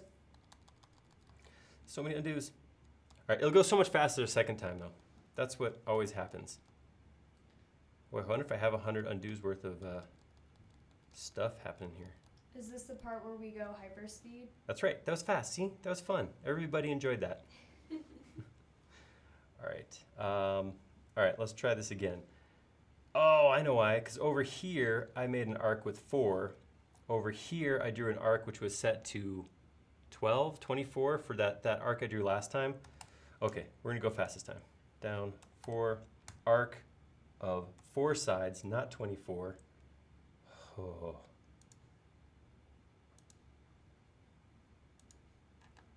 right, this is gonna go quick, I think.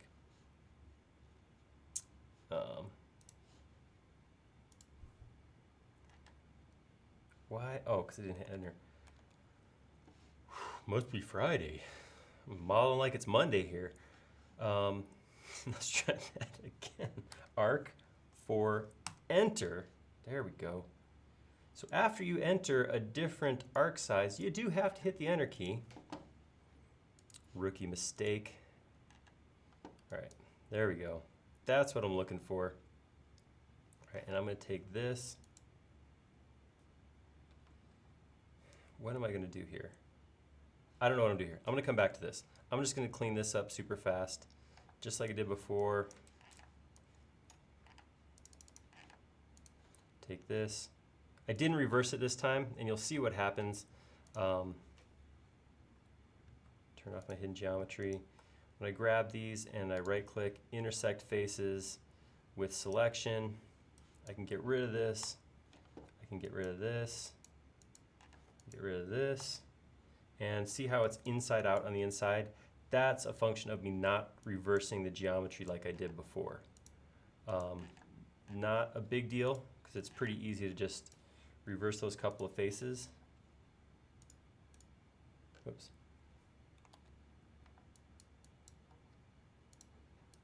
No. There we go.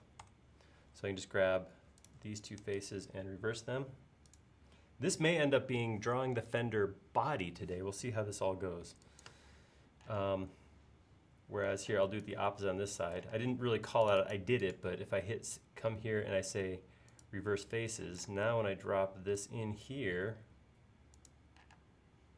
and I select all this geometry, intersect faces with selection, now when I come delete it, that face is right side out because that was the face it intersected with, was the opposite face.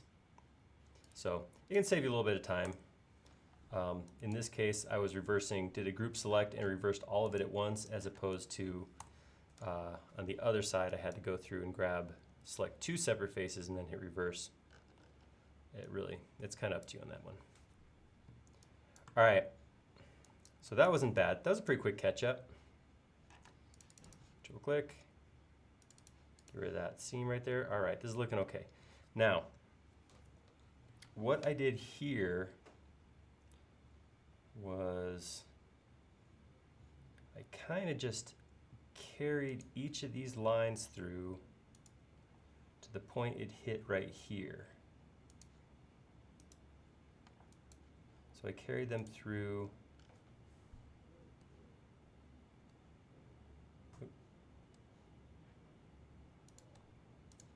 So all I'm doing here is I'm hovering over this line, pulling it straight through, pulling it up, same thing here. I only have 4, this is kind of nice, I only have 4 kind of a high or a low poly corner here, so it's pretty easy to do this kind of thing. Now,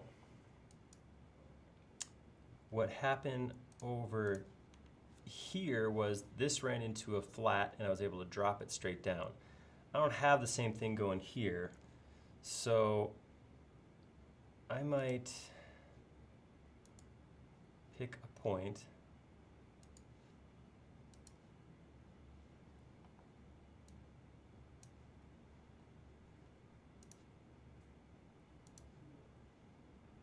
All right, I'm making stuff up. FYI. So what I could do is I could make a plane out here. Oops, something wasn't straight there. Oh, that's okay. I need to go straight out from here. You know when you've wandered into that, what you doing there exactly, buddy? That's kind of where I'm at, I think. All right, so I'm going to intersect faces with the selection. Get rid of this geometry up here, get rid of this geometry out here. Close this up with a single line there. That gives me something. And I think the easiest way to close this up now is going to be to grab these lines and just loft them together. That's going to give me similar geometry on both edges. Let's see what happens. So I'm going to grab Curveloft, and I'm going to ask Curveloft to please loft that together. No problem.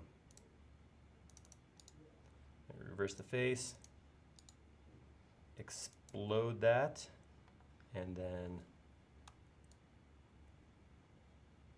all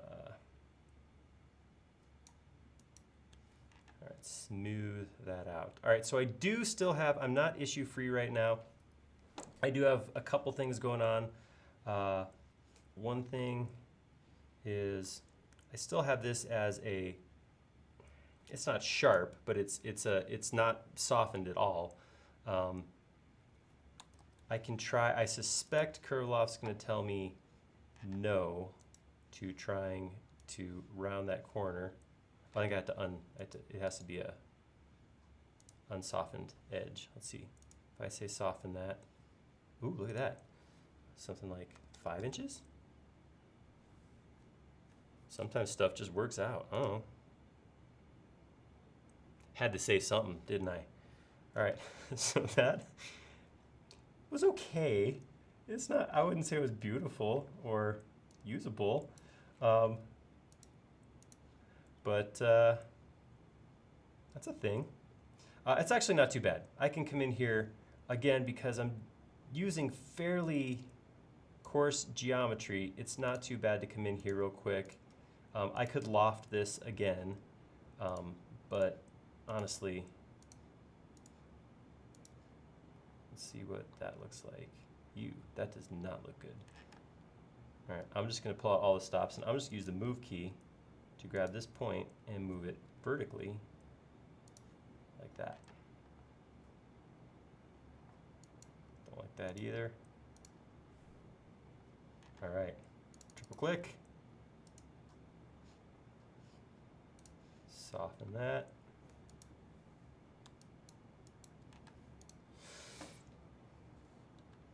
And if I look at it like that, it looks okay. All right, opportunity for improvement. Let's see if I second time through if it turns out better. Right here we got the same thing. Something sticking up. I'm kind of wondering if I just go to this line, this end point, and I come hover here and I just shoot this through. Same thing here, I'll shoot that one through. Here I'll shoot this one through. And I know there's a lot of people out there going, just loft it together, man. Cut it out, what are you doing? And they'd be right. That's probably a smarter way to do this. But sometimes smarter somethings. Oh, I forgot that's how the saying goes. That's right. Sometimes. We had a comment earlier All right, let's see what about that does. why you don't want to use autosave, Aaron.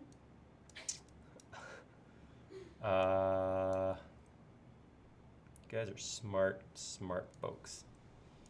I don't know. I don't know why I don't autosave more. When I was a young boy, no, I don't have a good story behind that. That actually was a heck of a lot smoother than this rat's nest I made over here, or this spider web. All right, let's turn this off and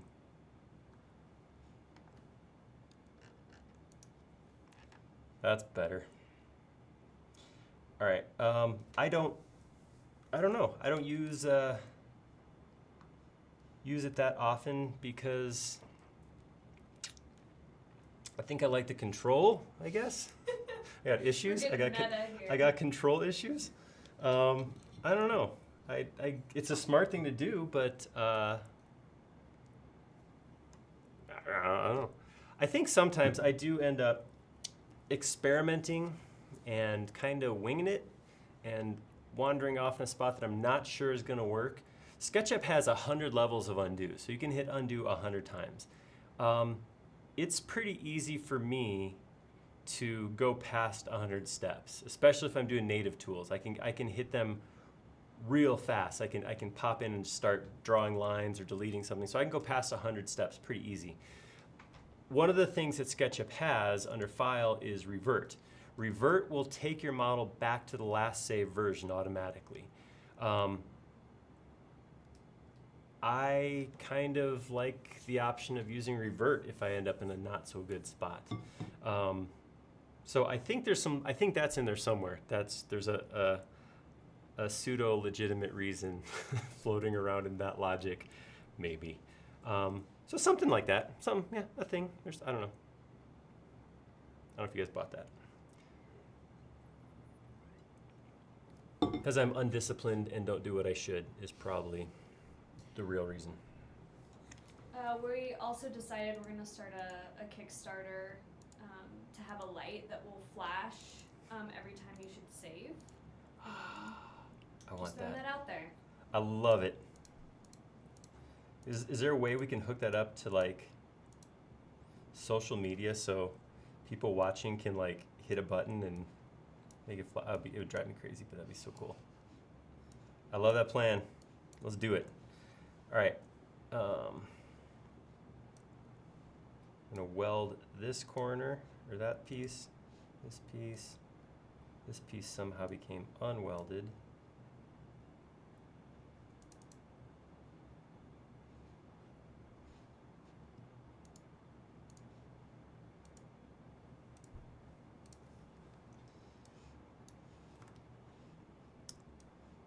Re-weld that. All right. Weld that. And now I'm going to grab, I'm going to see if I can do this all in one big smooth move. Control S. 4 inches. No.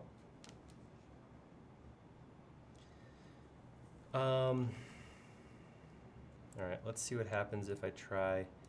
This corner back here is actually it's actually a tighter radius. Oops. From right around these parts, it's actually pretty tight, like maybe 1/8 of an inch or something like that. So it is actually a separate piece. But what I'm thinking of doing is something like this. That was anticlimactic. No, wait. Nope. This. And now, grabbing that and that, knowing that I will have to return and clean up there, it won't be too big a deal if I can get all of that rounded in one go. No. No. All right. That's the way you want to play it. Let's try just this section. Will you round?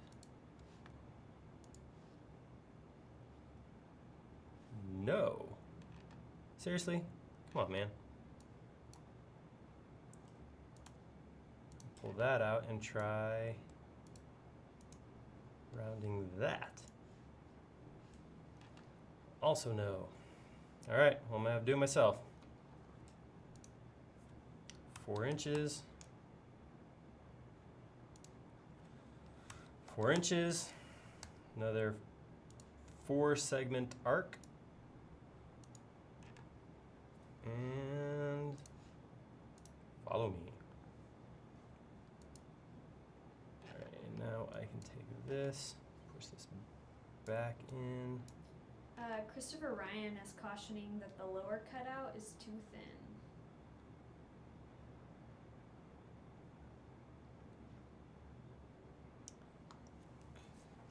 Are you talking about this section right here? Lower cutout. Oh, this right here? This is temporary. This will come back out after I do something with this. If that's what you're talking about, this will get fixed in a moment. In fact, oh, this part is too thin. Oh, I gotcha. So there's not enough meat right here to, all right, cool. Let's see, can I do 4 inches there? I'll do this piecemeal. Do whatever I have to. All right, getting there. We're getting crazy. All right, so now I can bring this back up to here. I'm gonna go on the inside, grab this corner. No, how am I do this? I want to look away because this could get kind of messy. In fact, I'm willing to all but guarantee that this is going to be messy. All right, I'm going to pull that through to there. I'm going to drop this down, straight down to here. Bring it out to here. There, that's my surface that I want to cut that end to. So that end should stop right here.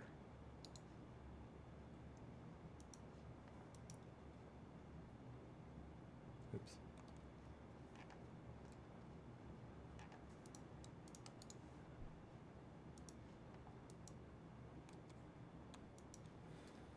I know, it's a mess right now, but it'll get better. Really hope it'll get better. No, I know it'll get better. We know it'll get better. You guys have some kind of faith in me, right? A teeny bit? I'll take a teeny bit of faith. All right, there we go. And I can get rid of this geometry then, because that was the messy geometry I had before. And this will happen sometimes. Like curves will get broken, whatever, but as long as you have a portion of it that's still fixed, you can just erase these pieces between. And the smooth section, for whatever reason, most of the time that I've seen, ends up overriding the broken section. So it's pretty easy to get it to clean up like that. I still have some geometry on the inside. I will come back to that and clean that up in just a moment. First, I want to figure out this right here. This will carry back into the guitar here, like that. And then same thing, these two surface whiz are going to intersect with each other. And I can get rid of some extra geometry once again. Like that. Awesome.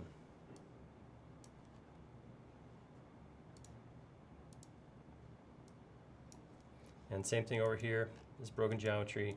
Real quick, real easy. I could grab all of this, triple click, right click, and smooth, soften and smooth edges. But by doing that, all I'm doing is hiding that geometry and it's still in the model. So I still have broken geometry if I do that, potentially clogging up my model.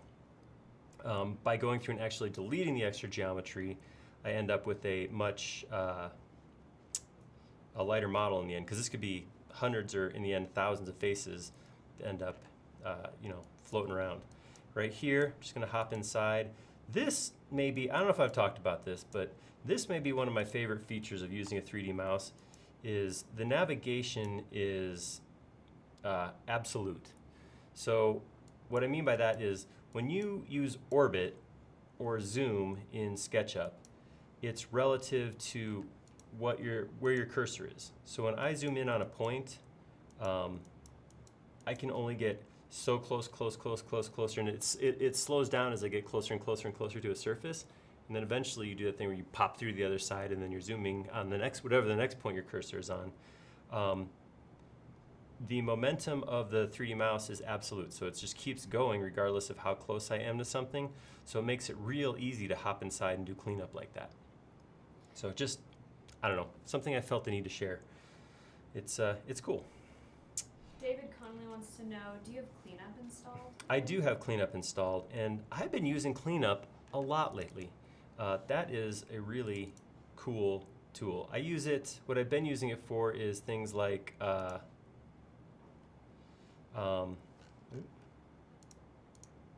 use merge faces and erase extra edges, I think it's called. I use that a lot. You know, you're right, I could, I get what you're saying. I probably could have, should have used that on some of those features rather than manually erasing them, but I didn't. All right, so we're getting close. We got a thing happening right here where these two edges came in and where this stuff all happens. So if I look at this, here's where my brain goes. I'm just gonna tell you guys what I think I would do at this point. Well, here, let's just do this. Let's take that, and then I'm gonna take a line straight out to the side from this point and this point. I'm gonna connect them together. I'm gonna grab this edge right here, and I'm going to option move it inside. I'm gonna grab this line and connect it together to make an on-plane rectangle. When I did that, so I'd select this surface and this surface, intersect face with selection, and get that break right there. There we go. What I'm looking for is this hole in the mesh. That's actually exactly what I want, because I can grab that hole, those sides, and I can use Curve-A-Loft to just get a real simple fill right there. Oh, so good. I can grab that, explode it, and then I can just go around with my option key and smooth those edges out. Isn't that nice? All right, so I know I still got a thing going on here that I'll have to come back and clean that up. But I just one fire at a time right now. You know that's where I'm at. Speaking of fires, look at what I did here. All right, I think I can delete that side. Smooth that and that. All right, I don't know what's happening here. Oh, this is part of my spider web from before. I should just get, okay. I know I'm arguing with myself right now, but come on, me. Let's show up a little bit, huh? All right, so I'm gonna do that. I'm gonna turn my hidden back off, and I'm gonna do the same thing. I'm gonna loft this all together, fix this mess that I made for myself. Grab that, quick Curve-A-Loft, elegant, simple, explode, and option erase to put that back together. All right, so that is how I should be bringing these edges together. Right here, this is the spot Christopher Ryan called out. There's not enough room for a 4-inch loft right here, and I don't think it should be either, because I'm pretty sure that section is actually less than a 4-inch or a half-inch So our 4, 5-inch, whatever, loft. I think what I'm going to do is grab all of these lines right here. I'm going to unsoften them.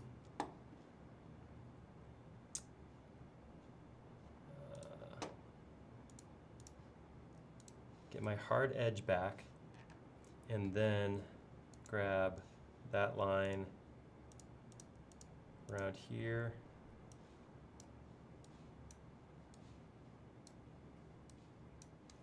And then I'm gonna double check to make sure I didn't grab anything extra. I did grab some extra stuff right here. So that I will Shift Option, select to unselect it. And now I should have just lines highlighted. Where'd my entity info go?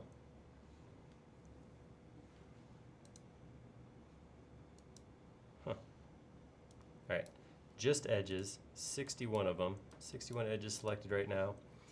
And I'm going to try to just round those corners with like a about half the size, so let's say 2 inches. All right, and again, as expected, I did get some stuff that came got a little bit off. I came a little close to the edge right here, so I have some broken geometry there. This was the end, nothing was tied together over here, so I'm not surprised that broke. This overlapped with something. Let's take a look. Yeah, that's not gonna work. Let's see, delete that. That all turned out okay. This I could probably actually just, it looks messy, but it's actually just a big open couple of triangles. I wouldn't bother, and I have admitted this before, I have a problem. I do enjoy hand stitching geometry, but that's actually pretty straightforward. Let's see, where's our other little hiccup right here? Is that a hiccup or is that just geometry needs to be smooth? Simple solution. All right, this is a thing. I can get rid of that, get rid of that, and then get rid of that. Whoops, too much. You do have to be careful when you're going in and you're deleting geometry with hidden edges on, because it's pretty easy to grab the wrong edges. All right, I'm just gonna erase.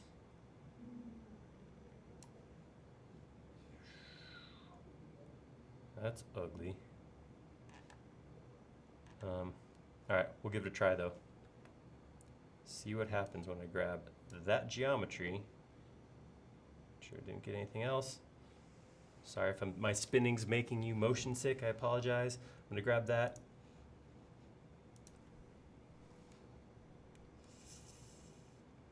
Not so much. I have found, oops.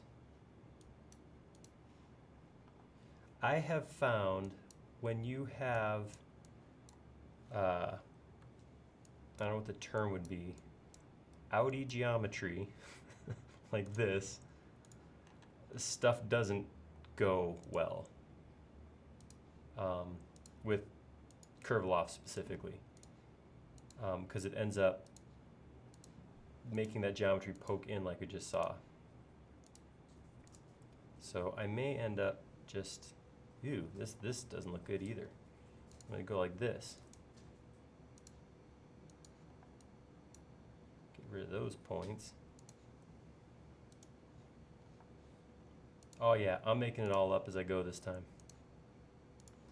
The rule book has been utterly destroyed. And, all right. I'm not even looking up. You guys are probably telling me exactly how to fix this without being a goon like I am right now, but I'm not even looking up. There we go. Let's loft that up. Okay, there we go. We're back.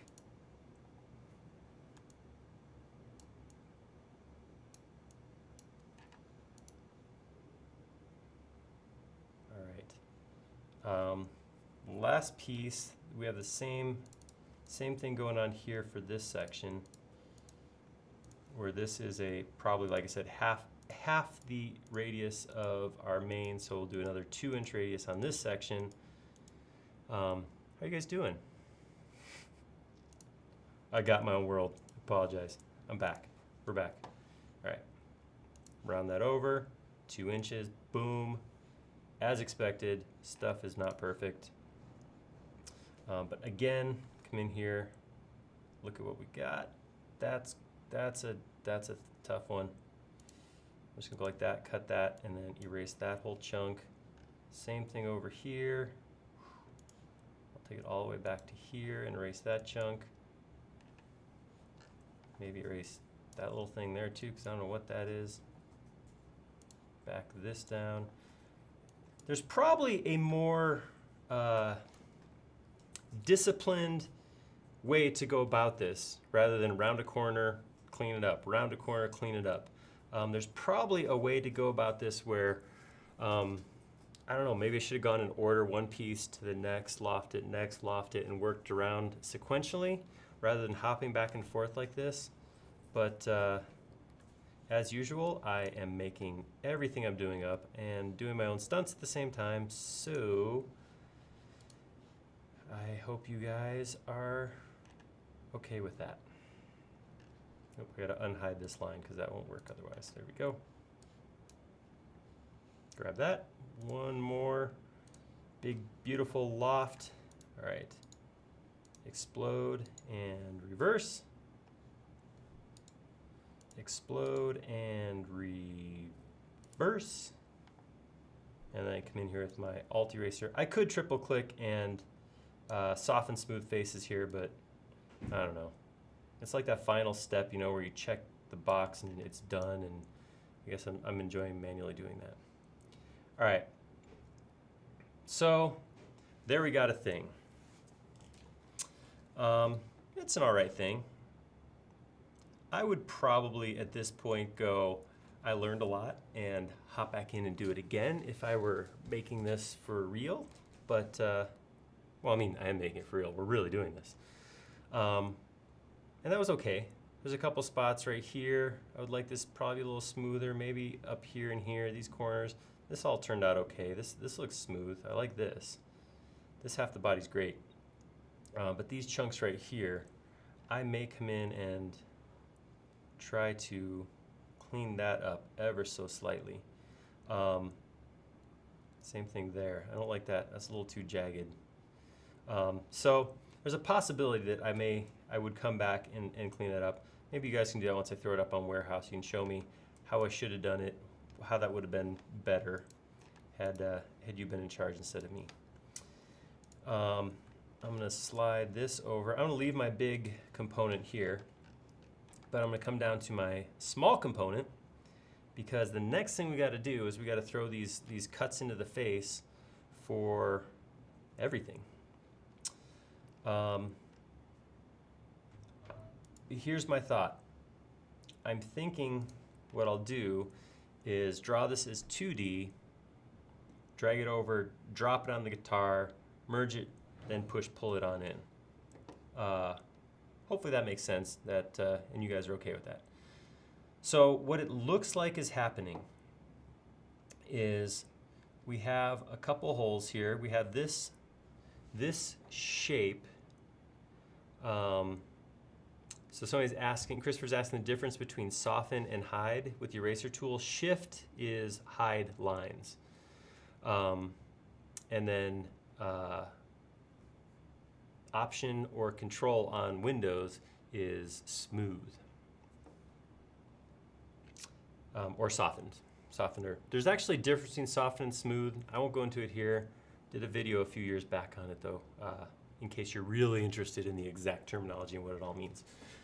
Right now, so what I'm going to do, I'm going to start with, I'm going to create this shape, this kind of repeating arrow shape down here.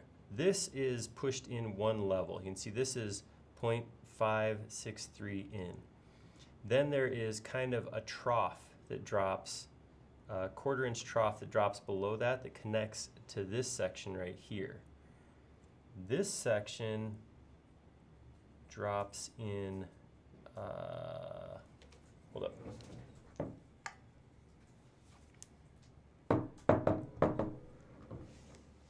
It looks like that section is, so there's a section on the back that comes up too. You can see this dotted line right here. That's actually comes up on the back. And then I'm trying to figure out what this is right here. Is that the jack? Where the jack comes in? Anyhow, there's another box here. I gotta figure out how deep in that sits. Looks like A comes across there, C cuts through it. Where's A, B, D? Oh, center line is C? No, C's got a separate cut right here. Oh, section C. Control pocket comes in 1.5 inches. That goes in real deep. Okay, cool. All right, so I'm gonna start by making this shape right here. So it looks like the overall height is 1.75.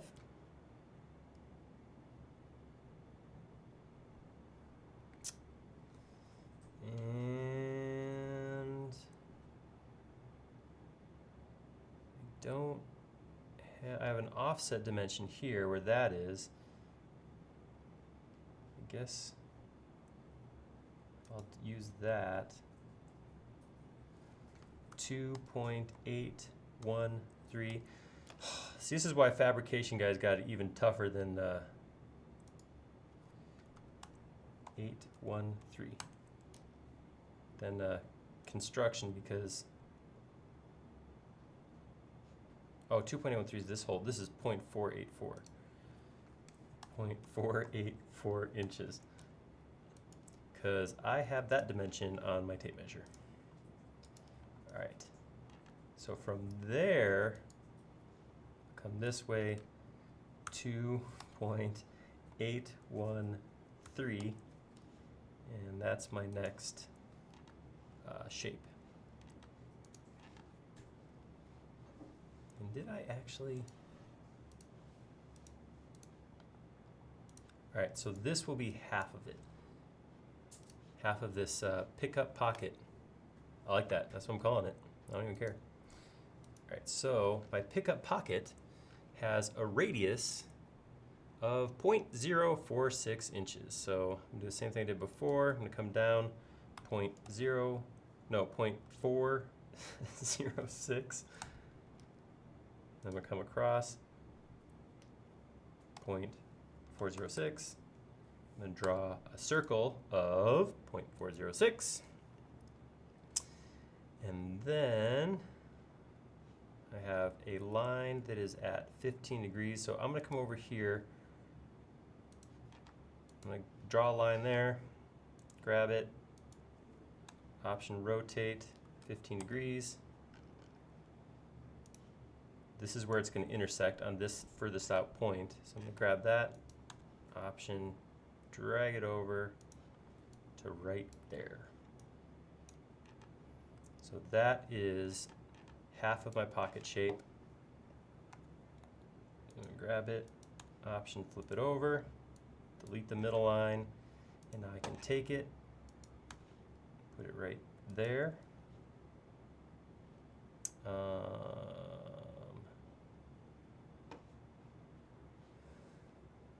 0.266 for this little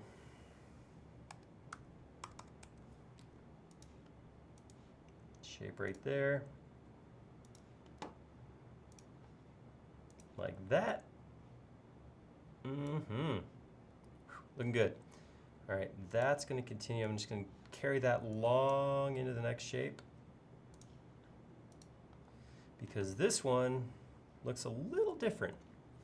I think it's pretty similar though, so what I'm gonna do is I'm gonna grab this shape right here. I'm gonna make it a group. I'm going to copy it.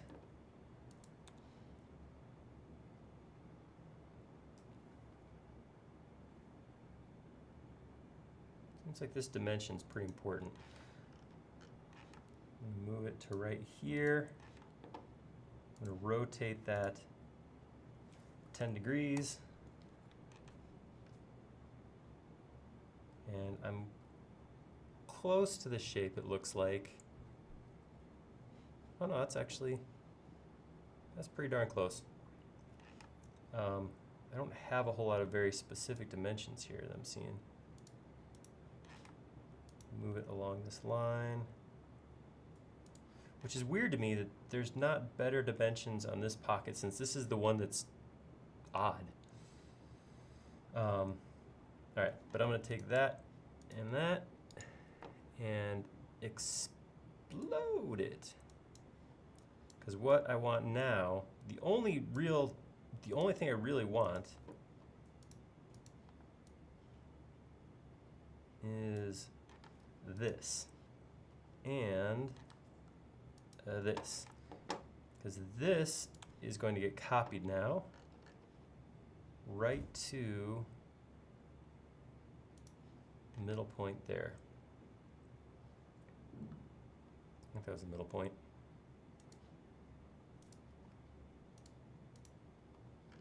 Yes, perfect. All right. So I'm gonna I don't need that line anymore, take that surface, Command X to cut it. I'm gonna enter context, go into the body, and I'm going to edit, paste in place. Paste in place says paste it, same XYZ coordinates, but in whatever context I'm currently in. I'm gonna drop it 0.563 inches, push pull, down. Ooh, all right, undo. Grab that, and we will weld it. All right, now I'm gonna push it down 0.563. All right, sweet, so cool. All right, let's come out here, get rid of, well, everything, I guess.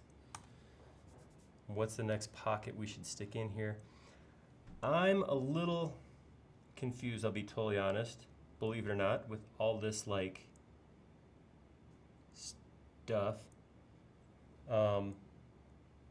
So the bridge does have this section. The bottom, so the bridge is screwed in right here. All these screws go into the body. And then there's a cutout where the bottom of the bridge goes in. Gives it the ability to flex the bridge. I'm really having a hard time with this drawing telling how deep this is. I don't know if that's this. It's not in the right spot, so it wouldn't be that. It would be like right here. Can anybody out there grab those plans that I posted up on the forum, and I'm gonna get the shape traced out and get it on the body. If anybody can find out how far I have to push that thing in,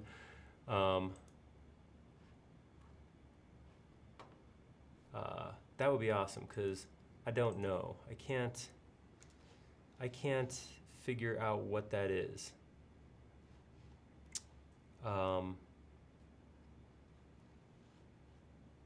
See if you guys can. Ooh, you know what? I'm going to undo a couple times because I do want to keep some of this geometry. I want to keep the location that this dimension is pulled from, which is the end of the neck right here. So I will get rid of all this geometry.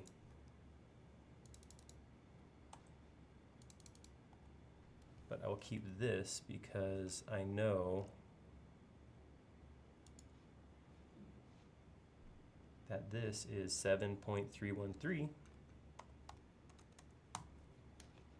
to the center of this thing. All right, and this thing happens to be, or this pocket, it goes all the way through. Okay, so it does actually go, oh, you're right. Could have just lifted up the visual aid. There it is right there. Well, that's easy. I don't even need a number for that one. That's my kind of push-pull. Push till you hit the other side. I like that. 1.75. Hey, also got easy dimensions. Everything's coming up Millhouse. All right, 0.687, and then back down to here. And just to keep this simple, I got 1/4 inch arcs here, so I'm gonna drop down 0.25. 3.25. A, click here to here, double click, and then come over to this corner right here, double click here, knock that off, and then grab that shape, red axes, option, flip it over. Wait a minute. It's not symmetrical. Oh, this probably is the carrying through of that.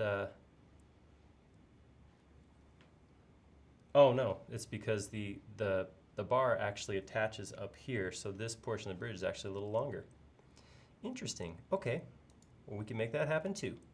Oh no, now it wants me to do math. All right, what's 3.125 minus 1.75? Go.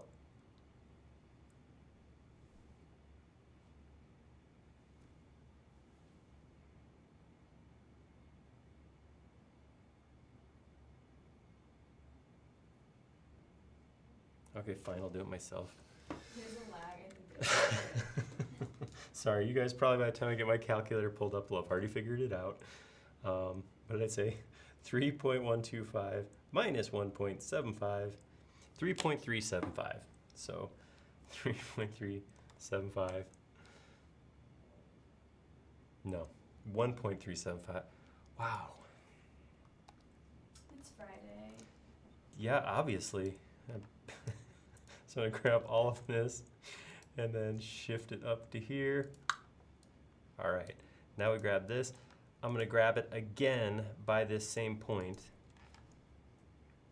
Hit option to move it. I'm gonna drop it right back at the middle point. Should be right there. Erase the line. Command X, double click to enter context, edit, paste in place, push pull. Oh, yeah.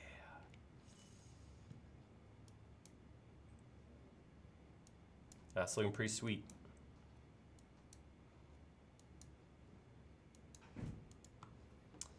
Ooh, look at that little bump, that little goiter, guitar goiter. It's killing me. I'll have to come back to it. I gotta let it go. I gotta brush it off. Ooh, man, this is looking pretty cool. All right, I got a couple more pockets here. So the control pocket is an equally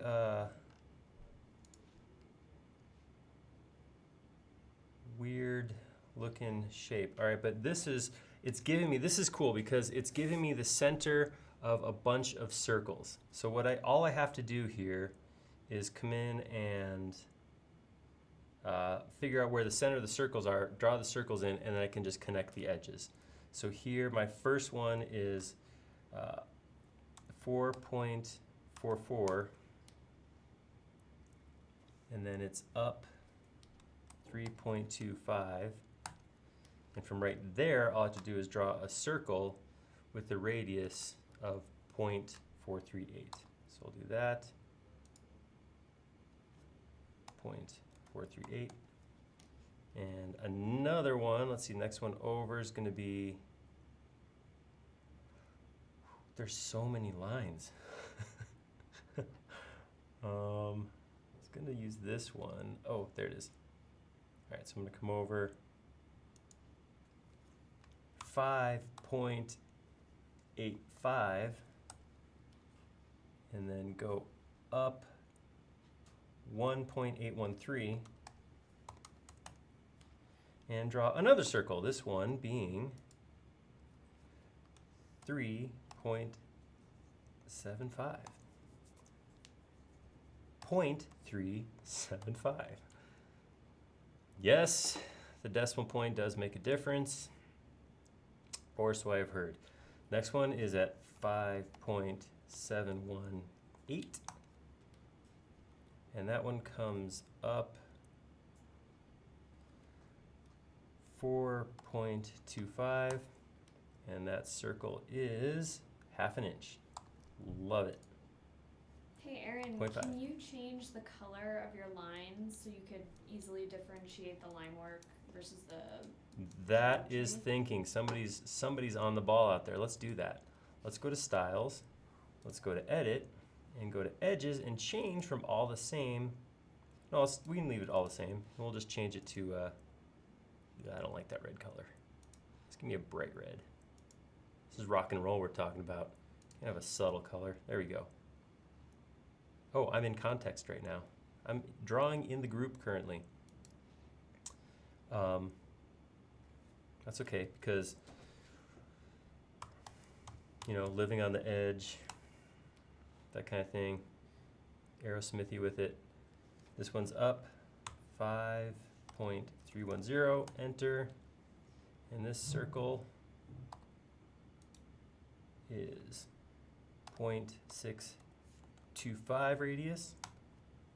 All right, we got one more circle to draw, and then we actually have a point, which looks like it's actually just a break right here, not actually a circle. Something like that. All right, this one's 7.8 over. It's up 4 point. You know, whoever drew these plans, they're awesome. They're really cool plans, but they wanted to make you work for it. You want a dimension on here? You're gonna have to invest some time and energy. It's not just gonna give itself to you. 0.563. All right, and then my one point, which is where I'll start my drawing from, is over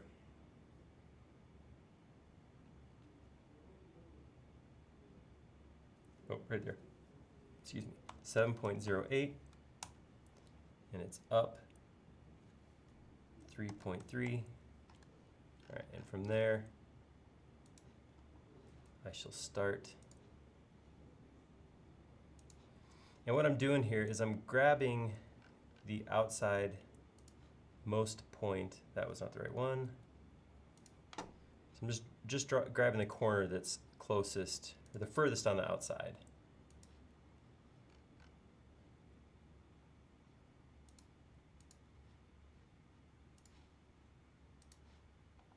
Boom.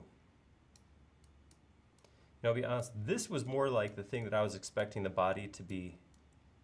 I've told you that, guys, that I don't always spend as much time digging in these plans as I probably could, but I was kind of expecting that to be how the, oh man, didn't draw on face. Nice work. Come on, man. All right, let's try that again. So I was kind of expecting that would be sort of what a lot of this would be like, but that's cool. It's still good. It's still good. All right, so I'm gonna grab this. And because I'm in context, I don't have to copy. I can just grab it right from this reference point, pull it straight over and drop it right there. And it does overlap with this, so that's cool. And that the whole thing drops in 1.5 inches. So that's a deep pocket. Let me grab that, weld it real quick. Now push it down. 1.5. All right, so right here where we have the overlap, I'm going to drop this down to the face. That's a spot I could use cleanup. Reverse that face and pull that down to the edge. Whoops. It went down too far.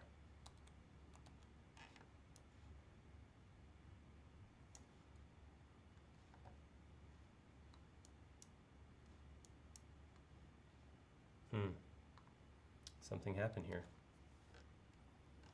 I have my thick line there, so something's not lining up right. Can't just tell it to merge. Let's go on the inside. Oh, I got a little crack there. There's a crack in my guitar.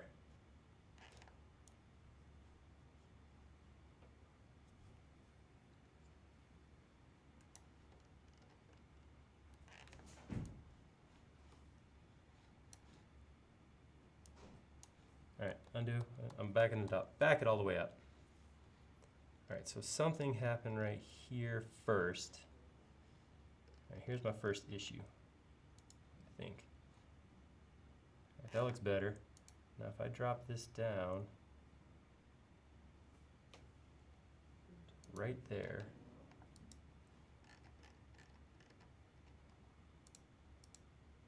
oh, there's like a little gap there.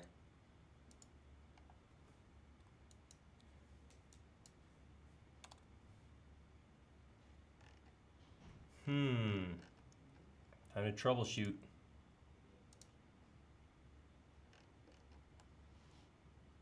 Something got off axes or something. All right, I'm backing it way up. Let's go back to here. All right, so I'm gonna take this and not push pull, but move it vertically straight down to there. Let me get rid of this. I'm gonna push pull this down to right here. Erase that.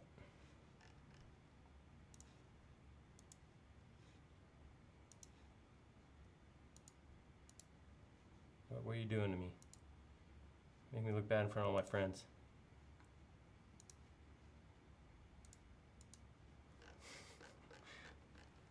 I'm doing it again. I'm leaning in close to the screen so I can see better.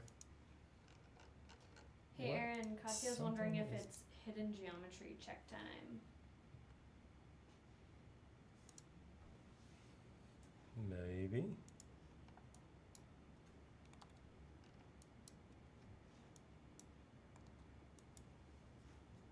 Something's out of plane here, and I don't know how or why.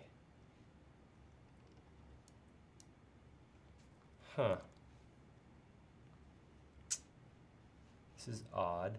All right, so I know that I push-pulled this to the same height. Let's see, we'll match that to that corner right there. This. I'm just push-pulling vertically. I'm snapping to the X. Well, that's a weird thing. Snapping to X, then push-pulling. None of those shifted. This one right here did, though. Maybe that was enough. Now I have an issue here. Push-pull this guy vertically. Everything just got horrible. All right. Back it up. Back it up. Keep going. All right. All right. All right.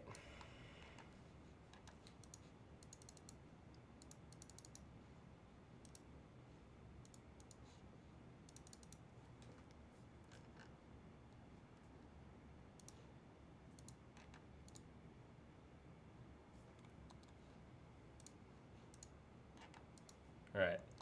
Let's try this again. Let's do it the way we did the first ones because they worked okay. I'll put this right in the middle. Get rid of our extra placement geometry. Command X.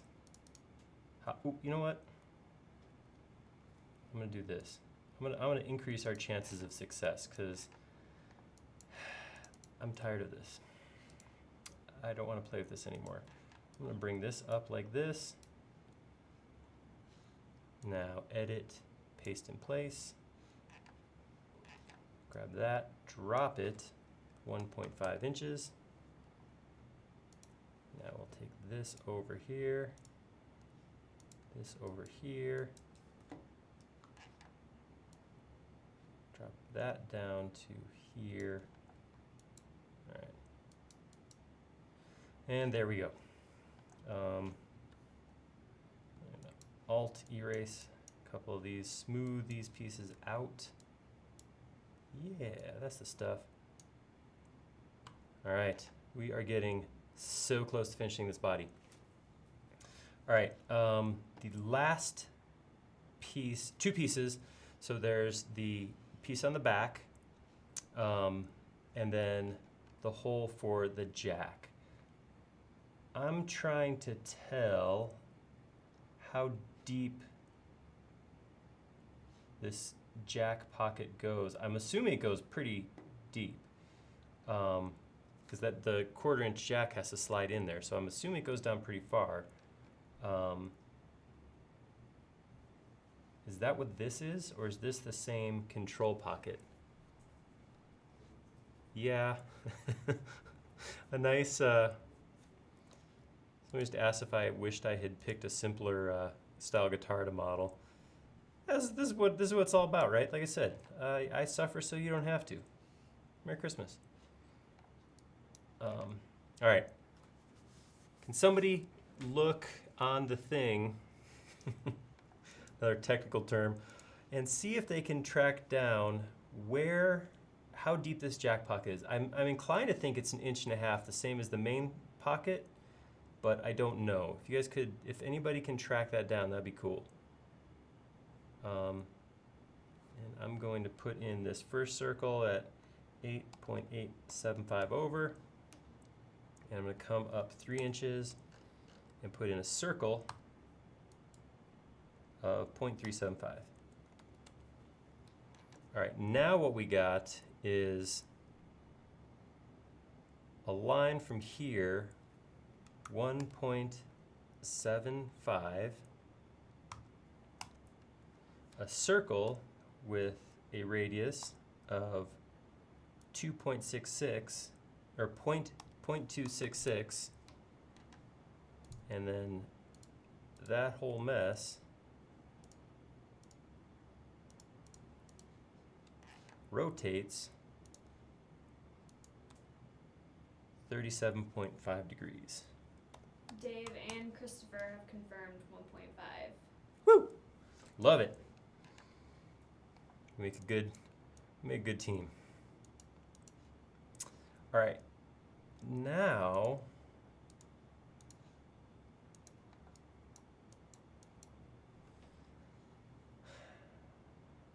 I have a 3-inch radius sides. So is this where I would use my 3-point arc to go from here to here and then type 3 inches?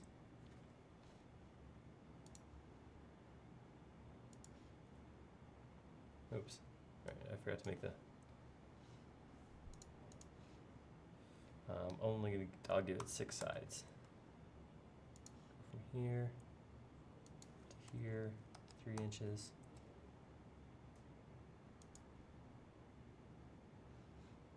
Okay. Oh, I probably didn't hit enter again. 6, enter. It's kind of my thing. It's the thing I do. All right, take that to here. Type 3 inches. I don't think I'm at fault right now. Well, I mean, I'm obviously doing something incorrect, but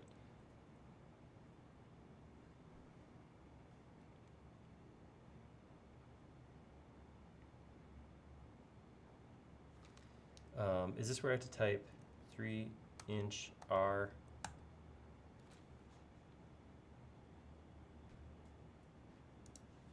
Okay. Read the comments. You guys got me. So many things to do in SketchUp. It's just impossible to be on top of all of it. And I'm going to say 3-inch radius. Boom. All right, one more. Actually, I'm not going to do one more because what I'm going to do instead is I'm going to get rid of all the... Ooh, something bad happened here. You know what I did? I did a dumb thing. I have a bad habit. And here's what my bad habit is. When I go to rotate for some reason, I tend to hit Option. And it makes a copy. And that's what I just did, is I made 2 copies on top of each other, because instead of just typing 37.5, I typed Option 37.5 and ended up with that thing. So that was not what I wanted. That's what I want. Now I can just take, excuse me, a simple 2-point arc, 3-inch radius, enter. 2-point arc, click, click. 3-inch radius, enter. Now I can grab this shape right here, pull along the axes, option this time because I actually do want to flip it, and there we go. All right, that shape now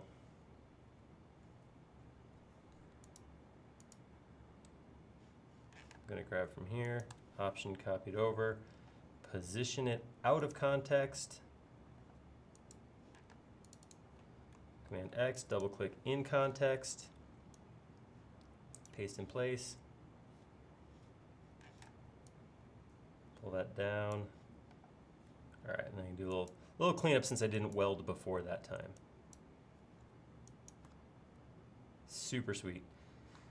One more, the one on the back, hole in the back. Now we have a couple holes to drill and this body is done. All right, this shape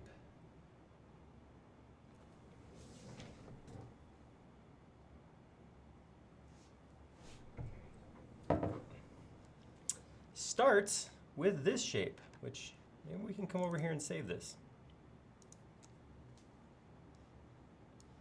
Grab this.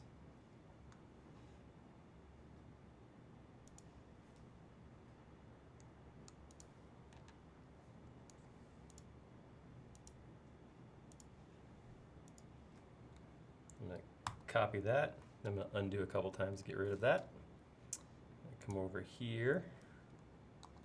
Paste it to bring it back, put it back where it was, and I'm that much closer.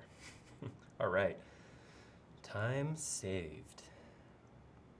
Now, as far as dimensions, they seem to be pretty light on this back piece. Like, nothing really seems to be, okay, here's a dimension here. I don't see anything pulling horizontally this way though. So I'm going to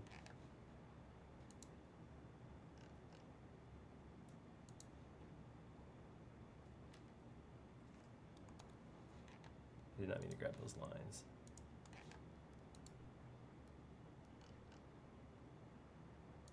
Go there, and I'm going to do this. Hi YouTube, how are you doing? Welcome.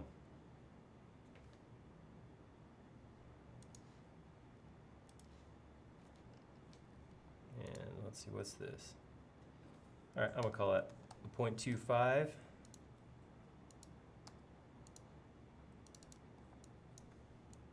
All right, take that shape, flop it over here again.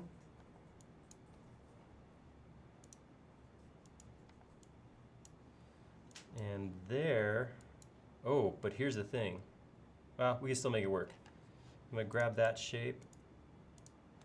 I will move it from here, but I'll do my initial placement here, but I will have to take this and move it vertically to the back of the guitar. And now I can Command X, hop in context, edit, paste in place, and that goes up 0.625.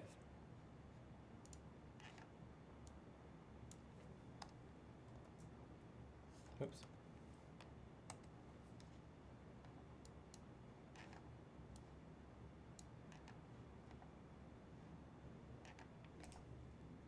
All right.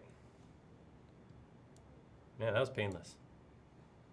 That all went fairly well. Oops.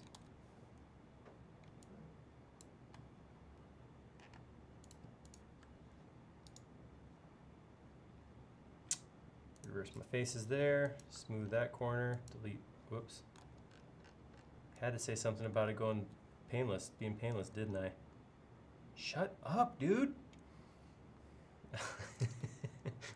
my edges did not align perfectly on this side. I don't know what I did, but something wasn't right. So I'm gonna see if I can just pull these back down. No, that's the problem. Okay, easy fix. thanks to, oh yeah, look at that. See, there's a thing happen. So I'm gonna draw a line from here to here to get a surface. And then I'm gonna grab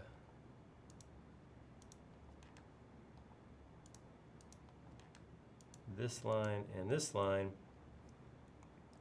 and I'm going to use push line to drag that straight down. Oops. First I got to get rid of that. There we go.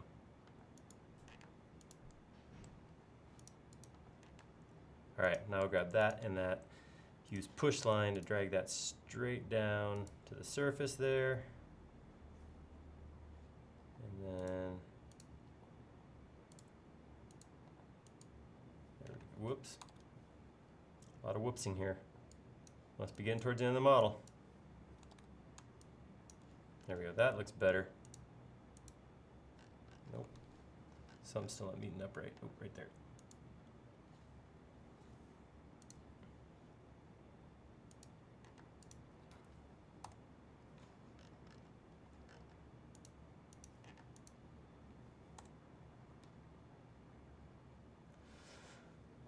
Body's done, I think. Oh, so no, there was two channels. These should only take a second. Should.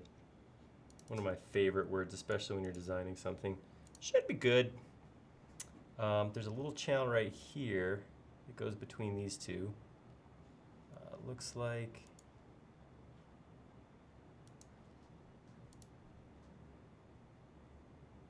Quarter inch. Let's just do this.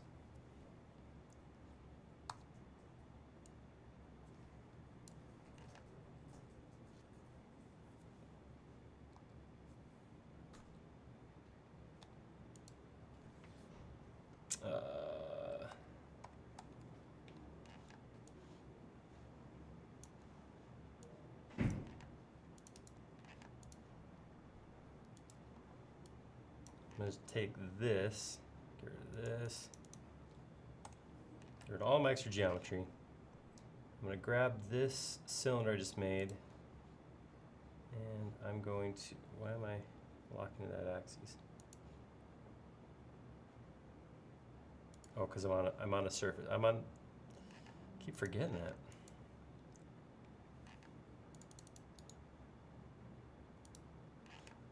All right.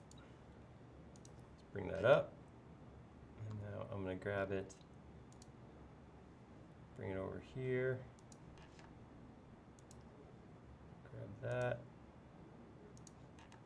that, and now I'm going to put it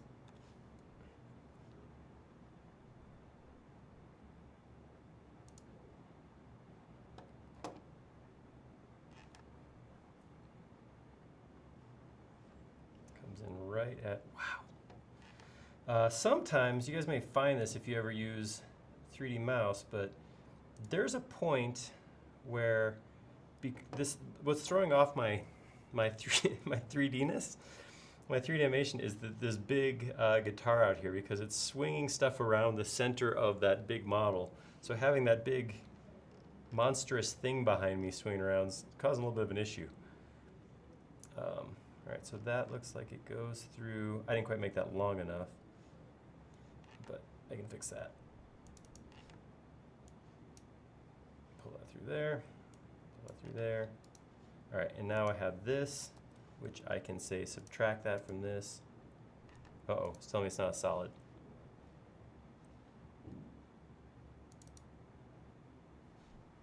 Why is this isn't a solid? Fix, tab, what's...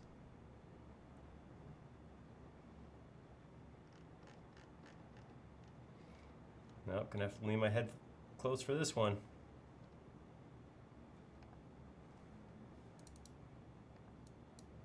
All right, there's one issue. Oh, my back panel thing closed up again. All right. Now check. All right, beauty. Now I'll try to grab this, I do. I know I chose the color red, but I'm feeling like I've always got a problem with Solid Inspector right now because everything's red all the time. All right, let's subtract that.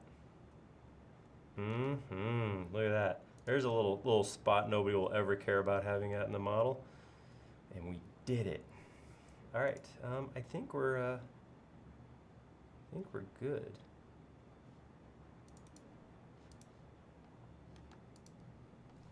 Awesome. Well, that is the body of our Stratocaster. So I'm gonna throw this out to you guys now. What do we do? It's not quite 3 o'clock, so we got a little more time. We got like 40 minutes or so to play with. Do you guys want to go forward? There's a couple things we could do. We could do the pick guard, which I think would be fun. That'd be pretty quick. It'd be a shape that we trace. Excuse me. We could work on the neck and the head, try to get that in real quickly. We could also hop into, if you guys do want to look at the Millennium Falcon model, we could hop in there and tour that for a little while. I'll give you guys a moment to give me feedback. What do you want to do? Pick guard, neck, and head. I think we could probably finish most of that in the time we have. Or do you want to hop out and look at the other model?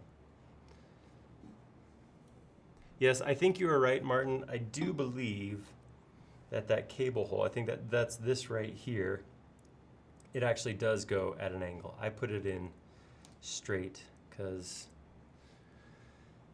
I'm a terrible, terrible human being. It's the only thing I can come up with.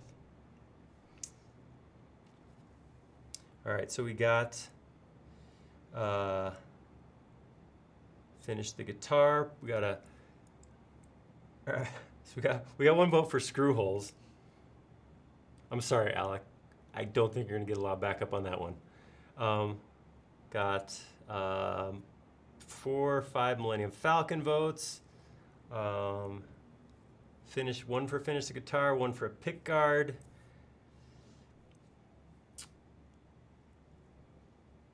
What is the winner with all the colored pencils? All right, while you guys keep voting, that is just on Mac. That is one of the color pickers. So we have the window here, sliders, this swatch panel, I guess. You can pick in the spectrum. You can actually change the spectrum, or I think on Windows it's crayons. Is that true? Allison's on Windows. Yeah. I think it's crayons instead of, so it's just the Mac UI color picker window. Nothing special, no extension, nothing fancy like that.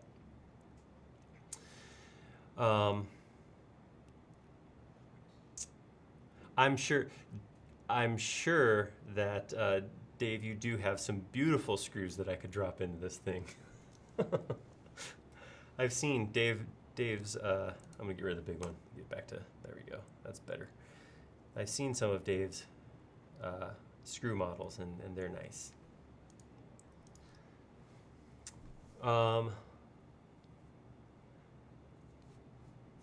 Okay, well, it is Friday, and I'll be honest with you, I'm going on vacation as soon as I wrap up here, so I'm gonna take that path of least resistance. I'm gonna go the easy way. Let's hop in and we'll take a tour. I'll give you guys a tour of the Falcon. One of a couple things will happen. Either when I'll post this, and that will give you guys the opportunity to work on it also. I may throw together the neck and pick guard on the side sometime. I don't know. We'll see how that goes. You guys have expressed in the past that not huge fans of models that take multiple sessions. So we did that to start with, and it wasn't real well received. Rather mix it up a little bit. So I don't know that we'll come back and finish this live unless we'll keep it in the back. I think what are we doing next week? We already have something planned. Allison can look on the calendar and. Top Gun. Oh yeah. Yeah. Next week we're gonna come back and celebrate the fact that Tom Cruise is Peter Pan and never grows old, and we're gonna model his fighter jet from Top Gun 2. So we got to come back and do that. So if that goes extremely well and we pound that out in like 2 hours, then maybe we'll come back and spend a little more time on the guitar. We can always have it as a backup model, spend more time on, but that'll be fun. But yeah, so I will get this, which is, as far as I know, this is a solid group. So this is right now 3D printable. The little channel for the cables is not correct, but what are you gonna do? I think the issue is the 1/4-inch jack comes in at kind of an angle, so I have a feeling the wiring is actually supposed to be down real low and then come up into this section. Something like that. I also, it's hard to tell again from the drawings, but it kind of looks like maybe there's an additional channel right here. See this little space? I don't know what it is. I'm wondering if it looks like it's actually like a little wiring notch, if that's dropped. Yeah, right here, 1/4 inch. So there's a couple pieces yet to be done. So it'll be fun. I'll throw that up on 3D Warehouse and you guys can model it up and let me know over here in the in here. So you guys can actually fill me in. I missed it. Had I been paying attention to form, Ian would have told me sooner how to actually use the arc. Okay, so with that, I think that I will save this then. Like I said, jury's still out. I may spend a little more time on this before I put it up. Maybe we'll hold on to it. We'll see what happens. That looks pretty cool. I like that. That was fun. I had a feeling this was going to take a little bit longer than I initially thought. I didn't know we would hang up so much on getting these little corners smooth. Like I said, this is still getting to me. So before I post it, this may end up getting re-lofted. I'm doing it right now, apparently. I can't. Let it go. I can't. This is like, yeah, I gotta put my signature. I gotta put my, oh yeah, it still pops up a little bit there. So, oh man, I'm gonna do this. And delete that. Then I'm gonna have to delete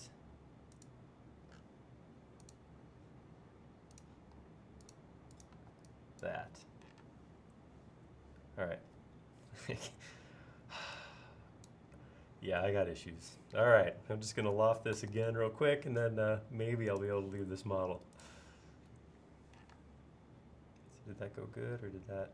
If not, you Nope. won't be able to sleep. That went inward. That's right, I won't. If I select it from this side, does that work better? Does that have anything to do with what side you select the geometry from? No, there's a way.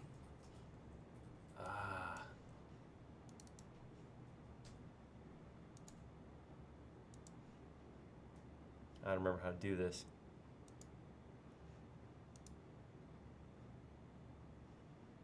All right, this is how I'm being told to stop it. All right, so it will be posted as it shows here. So anyhow, thank you for indulging me, even though you had no choice in the matter. So now I'll go ahead and save that, and I will go open Millennium Falcon. And while that opens, just a second. So those of you who don't know this, I've been working, this has been kind of a private model off on the side. Lego has this model, this model, which is Star Wars Ultimate Collector Series, kit number 75192, which is enormous. The box doesn't say what it is. It's something like 8,000 pieces or something like that.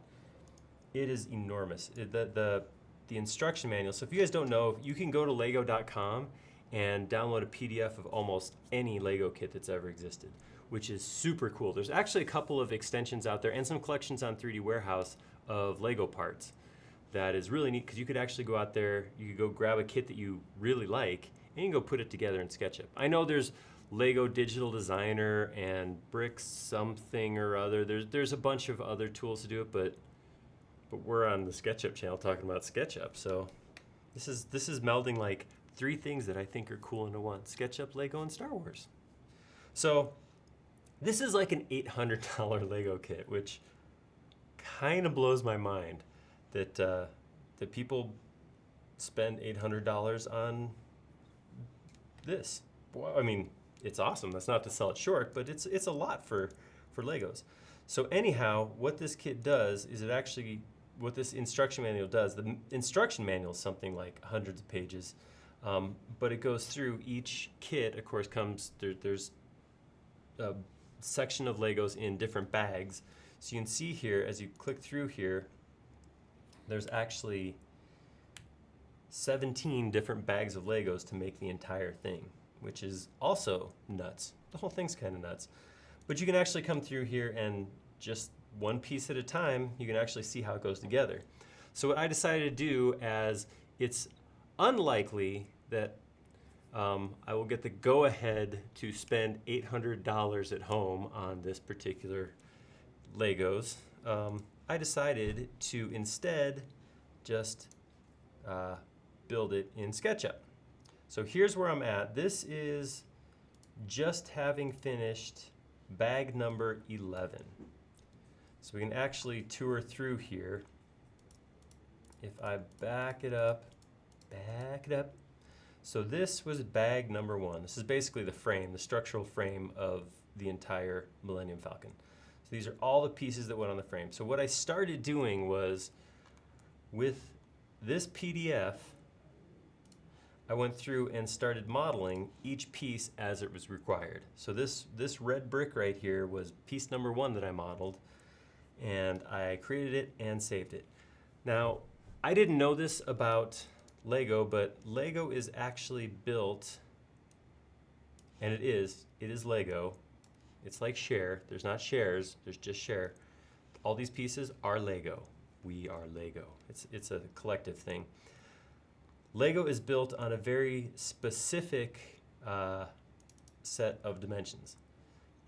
So if I look at this, a Lego is 8 millimeters. This width right here is 1.6. A stud height is 1.6. Stud depth being 4.8 millimeters. I drew everything in meters rather than millimeters because this was definitely an opportunity to run into an issue with the small face. But everything is built around this Lego unit of 1.6 millimeters, which is really cool because I don't know if you guys picked up on this, but pulling dimensions off of this, here, let's zoom in. Let's zoom in real tight, and you can see. So this is what a piece looks like. So that's how much information there is. So constructing a piece off of that would be rough. But knowing that each of these pegs is the same, or each of these studs is the same size, and each one is 8 millimeters from the next, makes it real easy to actually take a piece and stretch it and copy the studs, that kind of thing. So what I ended up doing was, as I came through here, I just, every time I need a new piece, I made it and then saved it into my pile. So this is kind of like when you're a kid and this is all the piles laying on the carpet. These are all the pieces on the carpet, and then this is the spot where I'm actually working and putting it together. I ended up opting for a visual pile rather than using the components window for a couple reasons. One was, I don't know exactly what this thing is. It's round. It has a cross-shaped hole in the middle, so I probably named it something like round thing with cross-shaped hole. But 2 weeks from now, when I need it again, I might be looking for a 2x2 disc with axle hole. So Rather than try to use the components browser to remember what all these pieces are called. It's easy for some of them. I mean, if it's a 1x2 plate, 1 stud versus by 2 studs, it's easy to find, but the rest of them can be kind of rough. So my naming convention is probably not consistent. Having this visual pile made it real easy to go grab a piece and pull it over.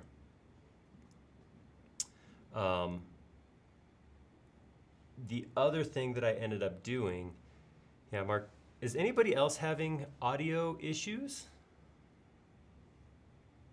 Just wondering. Marconi showed up and said he couldn't hear me, but I figure we did this for 3 hours. You guys must have heard something.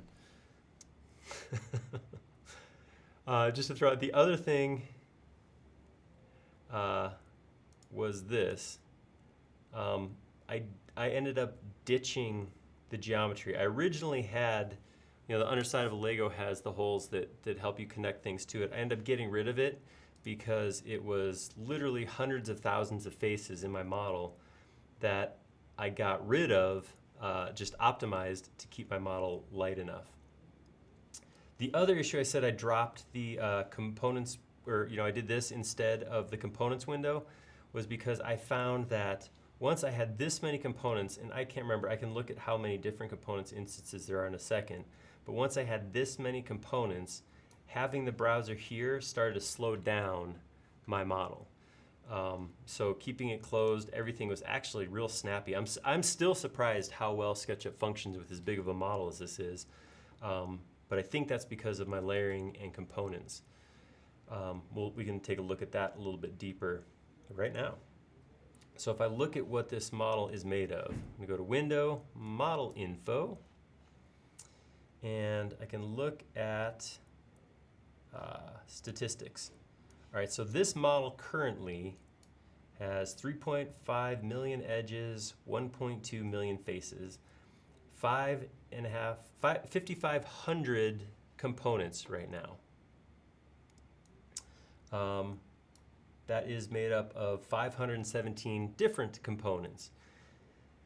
So I'm really being strict on myself about making sure everything's a component. Even if it's something I think that only gets used once, it still gets named component, put into the model that way. I have actually found out as I'm going through here, again, like I said, I'm modeling this stuff based on these teeny tiny little images. So this is a terrible example. This is pretty obvious what this is supposed to be. But some of these other ones, like this peg is a perfect example. I couldn't pull exact dimensions off, so I kind of built it to fit the hole at the width of a standard brick. And some of these I've modeled and then found out as I move forward that they weren't modeled right the first time. But I didn't know that until the third or fourth time they were used. Because they're components, I can make adjustments and all the other ones will adjust too. So I started this, I'd have to go look on Instagram to see the exact date that I posted the first, but I think it's like 3-4 weeks ago. And this has been, like I said, this is what I try to generally do just myself is have a model going. That's my personal model that I hop into at lunchtime or on the weekend, something like that, just to kind of keep it going. It's funny, but when you work at SketchUp, don't always end up working on SketchUp. So sometimes I have like other work to do. So days, weeks can go by where I don't get to model something. So I got in this habit of always having a model going that I could work on in my lunch hour. This happens to be the one I'm working on now. So I would estimate that I have, I don't know, maybe 30, 40 hours into this right now.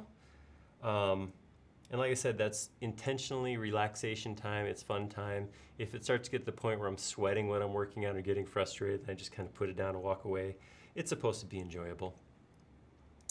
But yeah, this is it as it's broken up. And somebody asked what the final model is supposed to be. I think it's 8,000 total once it's done.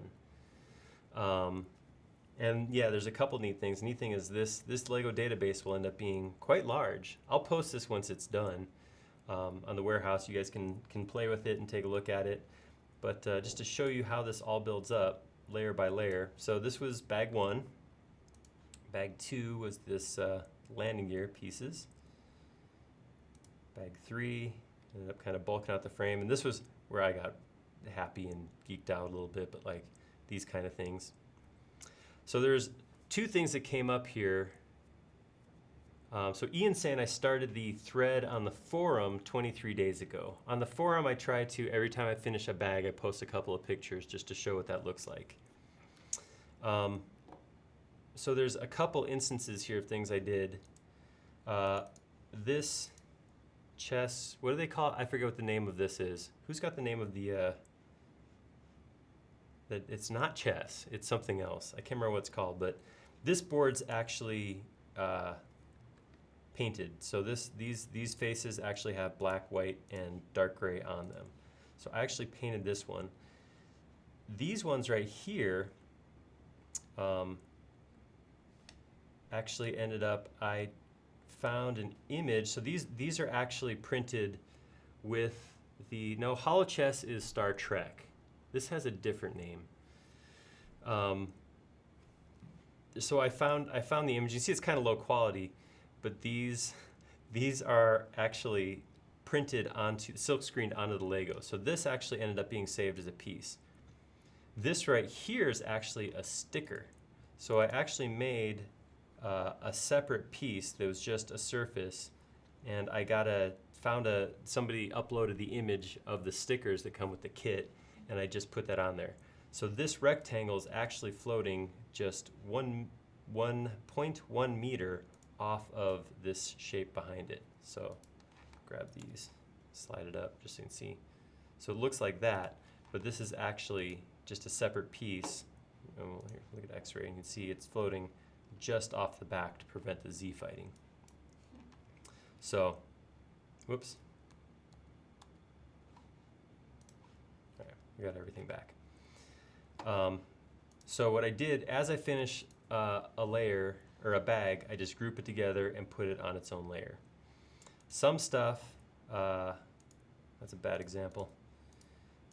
Actually, my process is changing as I go through here too. Anytime I had a group of, there we go, there's an example. So anytime I had a group of pieces that were kind of taken over and put into the larger model, I ended up grouping that. So you can see, I don't know if you saw that, but in my model info, my statistics, I have something like 105 groups. And those groups are just collections of components to make placement easier. I could explode them once they're finally in place, but I figured it might be fun to move some stuff around. I'll probably do some animations or something like that once this is all done. So moving along, bag number 5 was a pain. This is it'll look really cool, this curved part in the back, but some stuff you take for granted when you're building a physical thing. Like, just put this hinge together and roll it up or rotate it up until it hits this other piece.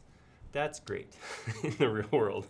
When you have a bunch of 3D surfaces that don't recognize each other and don't have collision, it means you have to manually align the peg inside the hinge and then rotate from the center of the hinge and eyeball where the surface hits that other surface, because you can actually just kind of obviously rotate back and forth right through it. So yeah, that was something. That was a little bit of back and forth, and maybe one of those times where I put the Lego down, walked away for a few minutes, and then came back. This, of course, is a flexible piece in the real Lego. In SketchUp, it's a follow me. Working our way forward. This is when the mandibles started coming together. That was kind of cool. These are actually different on both sides, so they look similar, but the actual greebly pieces out here on the outside are different one side to another. So I was able to copy a portion of this group over here to use over here, but then had to wipe everything off the top, and there's actually a hole in this side that's not in this side, so there's not as much symmetry on the outside that I found as I was kind of hoping there would be. But it'll look cooler in the end, so I'll roll with it. Bag 7 was the underside. You can see here, this is something, so the underside, this was actually Lego flipped upside down, so my studs face down. Whereas this portion back here is where I should have those circles underneath. So they ended up as plain pieces. What I may end up doing is I may come back and make a group or a component that is just that raised circle and make arrays of them to fill in these sections, because it looks like something's wrong when you look at it from underside once I get done. We'll see. I also noticed that Lego uses these bright colored pieces on the inside of their structure. Outside, of course, the Millennium Falcon's all grays and a little bit of tan and some dark red here and there. But on the inside, they use these bright colored pieces. Look at this, yellow, green, blue. I guess those are extra pieces, you know. We got too much green. Shove it on the inside of a structure. Working my way up. So these little pieces, these pieces kind of started closing up the shell. These are kind of cool because these are those circles on the face you look into and you see, like, I don't know, engine parts, I guess, on the inside. Came back up, there we go, closed up the tops, the mandibles. Oh, so cool. I talked about this a long time ago. I just think that the Millennium Falcon's the coolest spaceship ever. I'm sorry, I know that upsets like Doctor Who or Star Trek fans, but that's my opinion. You guys get yours, that's mine. Bag 10, what was bag 10? Oh, bag 10 was where these centerpieces, docking things, escape pod, I don't know exactly what these are called, but the bottoms came on, and then bag 11 was the tops of those pieces. So that's where I'm at right now.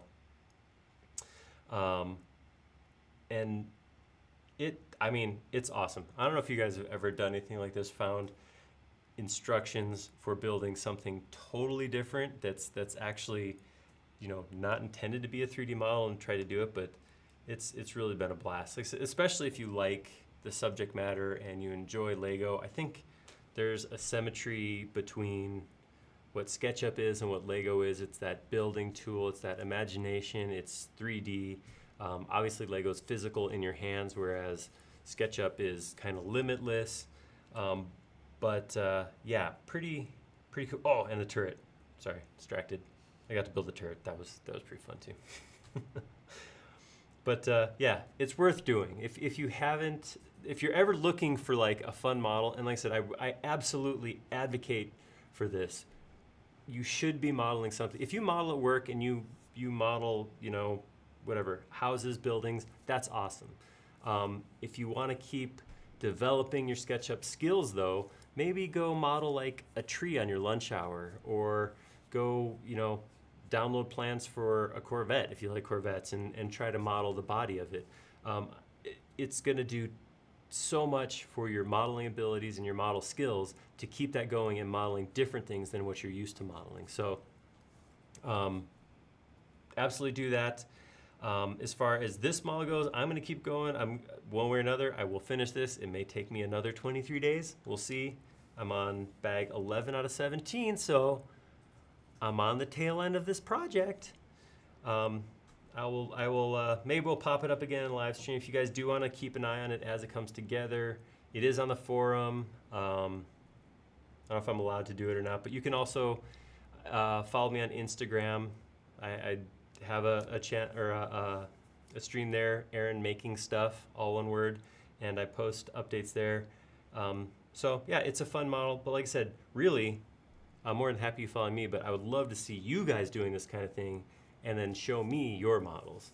So we'll actually probably do something like that in the not too distant future. One of these live models will include some time of show me what you guys are working on. So I'm gonna throw that challenge out right now. Over the next couple weeks, maybe September or so, I'll do a call to you guys to show me what your fun model is. What are you modeling for fun? Work's awesome, love work, but what are you modeling to push your modeling capabilities a little bit further? I personally learn a lot every time I come on here on Friday afternoons, as we've seen, because I didn't know how to use the arc tool apparently.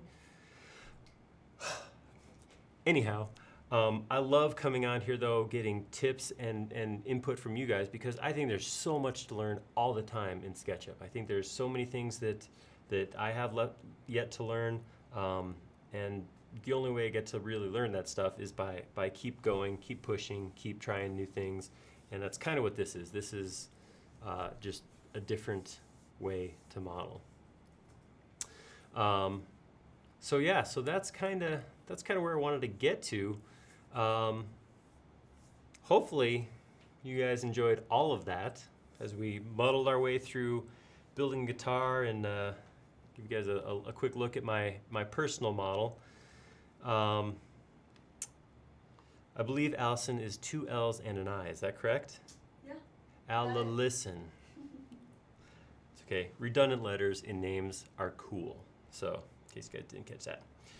But yeah, so that's kind of where we're at. So like I said, next week, come back and we are going to model the Super Hornet, which is the fighter jet in the new Tom Cruise Top Gun movie. Top Gun 2, or is it called Top Gun Maverick? I don't know. It's something like that. But it's Tom Cruise never giving up. He's going to be a rebel right up to the end. He doesn't even care. That's what it's all about. They can't promote him because he's a maverick. He can't move up. So yeah, it's going to be fun. That's going to be, Top Gun Maverick. Thank you, Marvin. That will be a fun time. So hopefully you guys can come back and check that out. That'll be a good time. But between now and then, go model stuff. Like I said, I'll make an official. We'll come up with something a little more official, but I want to see you guys start thinking about this and maybe start working on it. A model that pushes you. Something that, like, if you don't do a whole lot of curved, smooth modeling, organic modeling, maybe pick a model that's something that's a little different from what you normally do. Do something curved. If everything you do is like single rooms and you want to branch out and model an entire house, go for it. Do that. If you do houses but you never mess with the landscape, go ahead and try doing the landscape. Push yourself a little bit further. It's the best way to learn something, and frankly, in SketchUp, it's usually something that's enjoyable. As long as you have that caveat of, like I said, it's starting to get frustrating, step away. As long as you can do that, give yourself that ability. But yeah, go ahead and set yourself a time. Give yourself half an hour at lunch to do a model every day, or an hour on the weekend, something like that. So that's what I got. No, not Lego camp for vacation, nothing like that. Just a little bit of camping. It'll be good. So if I look like this, it's like I get to check it out in real. Ooh, look at that. Ooh, hey, let's check it out. Nice, yeah. I'm working on my green skills, so. All right. Thank you guys. We'll wrap it up. As usual, if there's ideas of cool things you guys could want to come up with, what we're doing a little bit different. We're trying to kind of come up with a calendar so we have an idea of, I could tell you right now what we're going to build next. That doesn't mean we're not still loving your ideas. If you want to, we'll leave the stream running for a few minutes afterwards if you want to throw ideas up, or if you want to hop into one of the threads that we have going on in the forum, go ahead and do that, and let us know if there's a thought, something you think that would be good to model in the future. So thank you guys so much. Thank you, Allison, for helping out. But it's all about you guys. Thank you for coming by. Thank you for spending so much time with us. I can't believe every week we have people popping in here at who's here? Who's 2 a.m. right now? I know somebody's watching this at 2 a.m., which is crazy to me. But people all over the world tuning in and spending, an hour, 2 hours, even 3 hours. That's so cool. It really means a lot. So hopefully you guys all enjoyed it, learned something, and really, I hope we see you again next week. So thank you very much, and we'll see you next Friday.